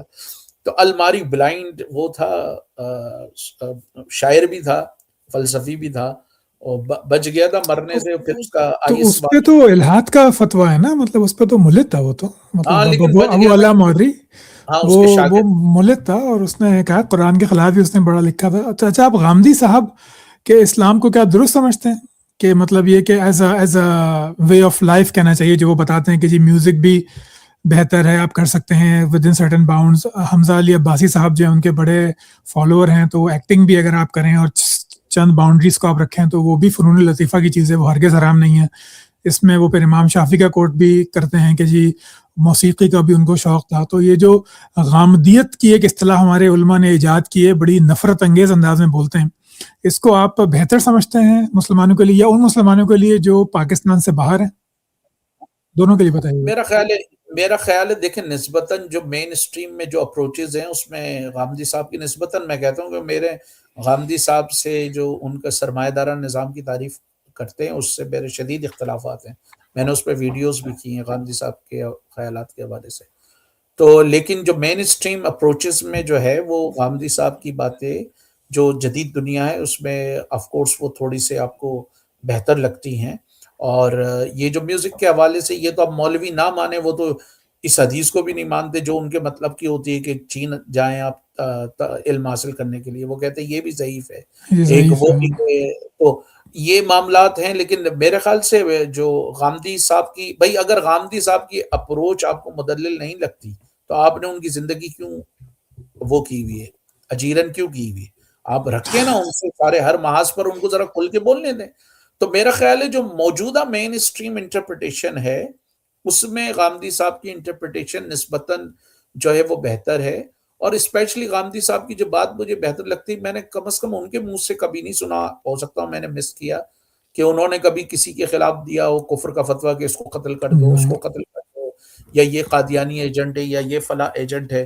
تو نہیں. ٹھیک ہے بھائی، آپ گفتگو کریں، آپ اختلاف رکھیں، لیکن کسی بندے کو کسی کا ایجنٹ قرار دینا، زندگیوں کو خطرے میں ڈالنا، یہ بڑی خطرناک چیز ہے۔ تو غامدی صاحب کے حوالے سے مجھے جو بات بہتر لگتی وہ یہی لگتی کہ کم از کم وہ کسی کی زندگیوں کو خطرے میں نہیں ڈال رہے۔ وہ عموماً یہ کہتے ہیں کہ بھائی میری یہ رائے ہے، میرا نقطہ نظر ہے، میں نے بیان بھی کیا ہے۔ میرے خیال سے یہی ہونا چاہیے۔ اگر آپ جو موجودہ صورتحال ہے جس میں آپ کی ایک طرف ساحل ادیم کی انٹرپریٹیشن ہے جو 4 سے اس کا جو آئیڈیا وہ سلمان عہدہ ہے، سعودی عرب کا مولوی، ٹھیک ہے؟ جی تو شدید کیسر احمد بنیاد راجہ پرست. آئیڈیل جو ہے وہ ایک طریقے سے مولانا مودودی اور ڈاکٹر اسرار ہے. تو اس کی جو غامدی صاحب کی اپروچ ہے وہ نسبتاً جو مین اسٹریم انٹرپریٹیشنز ہیں ان میں میرے خیال سے بہتر انٹرپریٹیشن ہے، اور میرے خیال سے وہ نوجوانوں کی ایک سرٹن سیکشن کو جو ہے وہ فیسینیٹ بھی کرتی ہے، وہ اس سے ایگری بھی کرتے ہیں. لیکن لازمی بات ہے کیونکہ ریاست بھی ان کے نقطۂ نظر کو اتنا پسند نہیں کرتی. پاکستان کی سوسائٹی میں بائے اینڈ لارج جو ہے وہ قدامت پرستوں کا قبضہ ہے، تو وہ ان کو دیتے. جس طرح کیسر احمد راجہ یا ساحل ادیم جا کے جگہ جگہ یونیورسٹیز جامعات میں کرتے ہیں، غامدی صاحب تو اس طرح نہیں کر سکتے. اگر ان کو بھی یہ موقع دیا جائے کہ پورے پاکستان کی جامعات میں ان کو بھی جانے دیں اور ان کو بھی جانے دیں، ہاں پھر دیکھیں لوگ فالو کرتے ہیں. لوگوں کو ڈیسائیڈ کرنے دیں، اسٹوڈنٹ کو ڈیسائیڈ کرنے دیں کس کی بات ان کی ریشنل، کس کی بات ریشنل لگتی ہے ان کو. ٹھیک ہو گیا. اچھا اب جو ہے یہ جو اب ہمارے ہاں تنظیم اسلامی ہے مثال کے طور پہ، ان کا کافی کام ہے، جماعت اسلامی کا بہت کام ہے، تو نوجوانوں کو آپ کہیں گے کہ ان میں سے کسی کا حصہ بنے، یا تبلیغی جماعت ہے یا دعوت اسلامی ہے، مذہبی نیم مذہبی جماعتیں، تو آپ نوجوانوں کو مشورہ دیں گے کہ ان کا لٹریچر پڑھیں جیسے انگلینڈ میں حزب التحریر ہے، یا یہ کہ ان کو اوائڈ کرنا چاہیے؟ بھائی پڑھ تو سکتے ہیں، لیکن یہی معاملہ ہے کہ پڑھ کر اگر آپ نے یا تو ان پر پڑھنے کے ساتھ ساتھ ان کی تنقید پڑھیں تو میرے خیال سے صحیح ہے، ورنہ پورے یورپ میں جو تباہی ہے وہ تو بنیادی طور پر، اور مسلم دنیا میں جو تباہی ان کی وجہ سے آئی ہے نا. بھائی کہاں ڈاکٹر اسرار نے گلوبل کیلیفیٹ قائم کی، ہاں کہاں اسامہ بن لادن نے، کس نے گلوبل کیلیفیٹ قائم کی. ہاں کوئی اس نہیں کا کر رزلٹ سکا. یہ ہوا کہ پاکستان، افغانستان، عراق، شام، لیبیا، یمن، صومالیہ، یہ سارے ممالک تباہ ہوئے. افریقہ میں نائجیریا دیکھ لیں، کینیا دیکھ لیں، اور ان کے جو سرٹن علاقوں پہ بوکو حرام اور وہ سارا ہے معاملہ. تو ان کی ایکسٹریمسٹ آئیڈیالوجی ہے. اور حزب التحریر کی بھی بہادری یہ ہے کہ ذرا سا برٹش گورنمنٹ نے جب ڈنڈا گھمایا تو انہوں نے پہلے یہ نعرہ لگاتے تھے خلافت ان یو کے، ذرا سا وہ ڈنڈا گھوما صرف نیشنلٹی کا انہوں نے تھوڑا سا کہا کہ کینسل کر دیں گے، کہا بھی نہیں، مثلا تھوڑا سا اشارہ دیا، دھمکی دی ہلکی سی. نعرہ لگایا کہ کیلیفیٹ آؤٹ سائڈ یو کے. ان کی صورت حال ہے، پہلے ہی کیلیفیٹ لگاتے تھے کہ انہوں نے ذرا سا. تو مسئلہ یہ ہے، یہ جتنے مذہبی، زیادہ تر آپ ریلیجیوسٹی کہیں گے نا، لوگ کہتے ہیں کہ جاہل لوگ اور یہ دیہاتی لوگ اس کے پیچھے ہیں، ایسا نہیں ہے. ان کے جو انٹلیکچوئل آئیڈیولوگ ہیں وہ سب مڈل کلاس ہی ہیں. حسن بننا، کتب، ایمن الزواری، آپ یہ دیکھ لیں، مولانا مودودی، ڈاکٹر اسرار، یہ سب مڈل کلاس یہ تھے. اور آپ ساری ان کی کمپوزیشن دیکھیں، اخوان المسلمین کی، آیت اللہ کاشانی کی، اس کی ماسچومی پارٹی کی، جماعت اسلامی کی، doctors, engineers, chart accountant, professionals. میرا جو اپنا انالیسز ہے، آئی میں بھی رانگ، یہ جو مڈل کلاس میں ایک چاہ ہوتی ہے کہ وہ کسی طرح اپر کلاس کا حصہ ایلیٹ بنے. کلاس میں آ جائیں. جی اپر کلاس ان کو حقارت سے دیکھتی ہے کہ تم اسٹرگل کرنے والے ہو، اسٹرگل ہو، ٹھیک ہے نا. پھر یہ مڈل کلاس یہ کرتی ہے کہ یہ مذہب کا ایک لبادہ اوڑھ کر کے جی ہم متقی ہیں، پائس ہیں، اور پھر وہ اپر کلاس کے لوگ کہتے ہیں یہ مغرب زدہ ہیں، یہ بے حیا ہیں، یہ فحش لوگ ہیں. تو وہ جو نیچا نے ایک جگہ کہا تھا نا، اس نے کہا تھا کہ پہلے آپ میں فرسٹریشن ہوتی ہے، پھر ریزنٹمنٹ ہوتی ہے، پھر ریزنٹمنٹ کے بعد آپ ایک خیالی دنیا بنا لیتے ہیں جس میں آپ متقی ہوتے ہیں اور آپ کا رائیول جو ہوتا ہے جی وہ جی، جیسے ہم لوگوں نے باطنی خلافت ایجاد کر لی کہ ہاں ایک فقیر دوسرے فقیر کو خلیفہ بنا کے بھیج رہا ہے ادھر ادھر کہ جی اس کی سب کہانیاں ہیں. پھر اچھا آخری سوال میرا آپ سے، یہ بہت لمبی ہو گئی ہماری گفتگو، کہ یہ جو ایک مسلمانوں میں خاص طور پہ جو انڈین پاکستانی اوریجن کے جو مسلمان ہیں یا ایجپٹ کے جو مسلمان ہیں، وہ ایک گلوریفیکیشن آف دا پاسٹ، ان کو ماضی کا ایسا یوٹوپک ویو دیا جاتا ہے کہ بھائی جو ہے وہ نہ کوئی غلام بنایا جاتا تھا، اور غلام بناتے تھے تو غلام بن کے بھی وہ خوش ہوتے تھے، نہ مسلمانوں نے کوئی برائی کی، نہ انہوں نے کچھ اور کیا. اس گلوریفیکیشن کا جو نتیجہ نکلتا ہے وہ آپ کا ایک غلط ویو پوائنٹ ہے. خیر اس کو چھوڑ دیتے ہیں. یہ جو گلوریفیکیشن آف دا پاسٹ ہے، اس سے نوجوانوں کو کس طرح بچنا چاہیے کہ ان کو وہ پرانے، چاہے وہ صحابہ ہوں، چاہے وہ حکمران ہو، چاہے وہ کوئی بھی مسلمان حکمران ہو، وہ اس کو ایز اے انسان دیکھیں. محمود غزنوی، نادر شاہ ابدالی، یہ لوگ مسلمانوں کے ہیرو نہیں تھے، یہ ایک عام بادشاہ تھے. اس کا کیا کہنا چاہیے کہ تریاق یا دوا ہونی چاہیے کہ وہ جو ایک false utopic glorification of the past ہے اس سے ہماری نئی نسل نکلے؟ پاکستان کے ایک بہت بڑے مورخ ہیں ڈاکٹر مبارک علی صاحب، انہوں نے جی اس جی میں جی، بڑا بڑے لکھا ہے نا کہ کس بڑے طرح معتوب مورخ ہیں وہ. ان کا بھی بیچارے ساری زندگی ماتوبی میں گزری ہے، اور وہ تو جی جی بڑی ایک اچھی بات کرتے ہیں. وہ خالی پاکستانیوں کا یا مسلمانوں کا نہیں کہتے، کہتے ہیں دنیا بھر کے جو کانکوررز ہیں ان کو ظالم اور سفاک قرار دیا جانا چاہیے، چاہے وہ الیگزینڈر دا گریٹ ہو. ہم ایون مسلمان ہونے کے باوجود اس کے نام کا نام لکھتے ہیں، رکھتے ہیں سکندر اس طرح کر کے، جی بڑے فخر سے بتاتے ہیں کہ ہم سکندر ہیں. تو وہ یہ کہتے ہیں یہ دنیا بھر کے جتنے مفتون تھے یہ ظالم تھے، قاتل تھے، سفاک تھے. یہ بات کی جانی چاہیے. دوسرا یہ کہ ہسٹری کی لازم بات ہے وہ عجیب طریقے سے آپ انٹرپریٹیشن کرتے ہیں. مثلا جو مسلمانوں کی فتوحات میں جہاں بہت سارے فیکٹرز تھے وہاں یہ فیکٹرز تھے. ایک فیکٹر یہ بھی تھا کہ اسلام کے ظہور سے پہلے ہی بازنطینی اور ساسانی لڑ کر آپس میں ان کا اچھا خاصا جنازہ نکل گیا تھا. جنازہ نکل چکا تھا. ان کے سرحدی علاقے تھے. پھر جو عیسائیت کے جو مختلف فرقے تھے وہ پرسیکیوٹ ہوتے تھے بازنطینیوں کے ہاتھوں، تو انہوں نے مسلمانوں سے کولیبریٹ کیا. یورپ میں جو ہے وہ جیوز اسپیشلی الاندلسیہ میں جیوز جو ہے پرسیکیوٹڈ تھے، تو انہوں نے مسلمانوں سے کولیبریٹ کیا. تو وہ فیکٹر تھے. اب مثال کے طور پہ یہ افغانستان کی بڑی مثال دی جاتی ہے کہ دیکھیں جی افغانستان نے بڑی بڑی امپائرس کو ہرایا، یہ ہرایا. اور بھائی ابھی جو نیٹو کی فوج ہے جو افغانستان گئی ہے اس میں 2-2.5 ہزار لوگ ان کے بمشکل مرے ہوں گے، 5,000 لوگ مرے ہوں گے. آپ کا تو ویتنامیوں نے 53,000 امریکی فوجی مارے. 53,000 امریکہ کا highest, one of the highest rules ہے. اس کی کہیں بات نہیں ہوتی کیونکہ آپ ویتنامیوں کو پڑھتے نہیں ہو. 3-3 4-4 فٹ کے لوگ جن کو یہ کہتے تھے پتہ نہیں 4-4 فٹ کے یا 4.5 فٹ کے، تگنی کا ناچ ہم امریکہ کو انہوں نے نچا دیا، کچھ کر نہیں سکا. لیکن ہم یہ افغانستان کو گلوریفائی کرتے ہیں. حالانکہ افغانستان کے کچھ علاقوں میں رنجیت سنگھ نے ان کو ڈیفیٹ کی. انٹرسٹنگلی موجودہ پاکستان رنجیت سنگھ کا تحفہ ہے کیونکہ رنجیت سنگھ نے ہمیں یہ علاقے فتح کر کے دیے. تو پاکستان کا ایک طریقے سے اصل خالق جو ہے وہ رنجیت سنگھ ہے. سر جی کیا کہہ رہے ہیں سر جی؟ اس کی تو ریلز بن جائیں گی. کیا کہہ رہے ہیں؟ جیوگرافیکل جو باؤنڈریز دی ہیں، ورنہ پنجاب پر یہ بیرونی حملہ آور آتے تھے نا، یہ سارے وہاں سے آتے تھے. رنجیت سنگھ نے انہیں پش ان کو آؤٹ کیا. روکا ہے. جی تو ہم نے تو یہ ہمارے پنجابی مسلمانوں کا مسئلہ یہ ہے نا کہ بھائی انہوں نے رنجیت سنگھ کو ریناؤنس کیا ہے. ہڑپا اور موہنجو دڑو کی سیولائزیشن کو اس ہم کو نے ریناؤنس دیکھ کیا. لیا ہے. ٹھیک ہے، جو آپ کے جو پنجابی ہیرو تھے، مثلا یہ جو گلاب دیوی ہاسپٹل جو بنائے، گنگا رام ہاسپٹل بنائے، ہم نے ان کو نکال دیا اپنے اس سے. مثلا کچھ تو یہ کہتے ہیں کہ ہندوؤں کی بہت ساری مقدس کتابیں یا بہت سارے مقدس ریفرنسز ایون لاہور کے بارے میں کہتے ہیں کہ رام کے بیٹے کے نام پر بنائے لاہور. ویڈیو اب ختم ہونے والی ہے. جانے سے پہلے لائک کرنا ویڈیو کو اور چینل کو سبسکرائب کرنا مت بھولیے گا. بہت شکریہ. تو ہم نے وہ ہندو دشمنی میں اتنی ساری چیزوں کو پیچھے کر دیا. ہم نے جو ہے پنجابی قوم پرستی سے پنجابیوں میں سے ہندوؤں کو بھی نکال دیا، بابا گرو نانک سکھوں کو بھی نکال دیا. پھر نوبت یہاں تک پہنچی کہ جھنگ کا پنجابی آپس میں، جھنگ کا پنجابی اور جو ہے وہ لاہور کا پنجابی ڈیفرنٹ ہو گیا شیعہ سنی کے نام پر. اور پھر رائے کا اور ملتان کا پنجابی ڈیفرنٹ ہو گیا بریلوی اور دیوبندی کے نام پر، یا رائے کا ماننے والا اور داتا دربار کا ماننے والا پنجابی ڈیفرنٹ ہو گیا. تو مسئلہ یہ ہے کہ یہ جو ساری بات ہے یہ ہسٹری کی ڈسٹورشن ہے.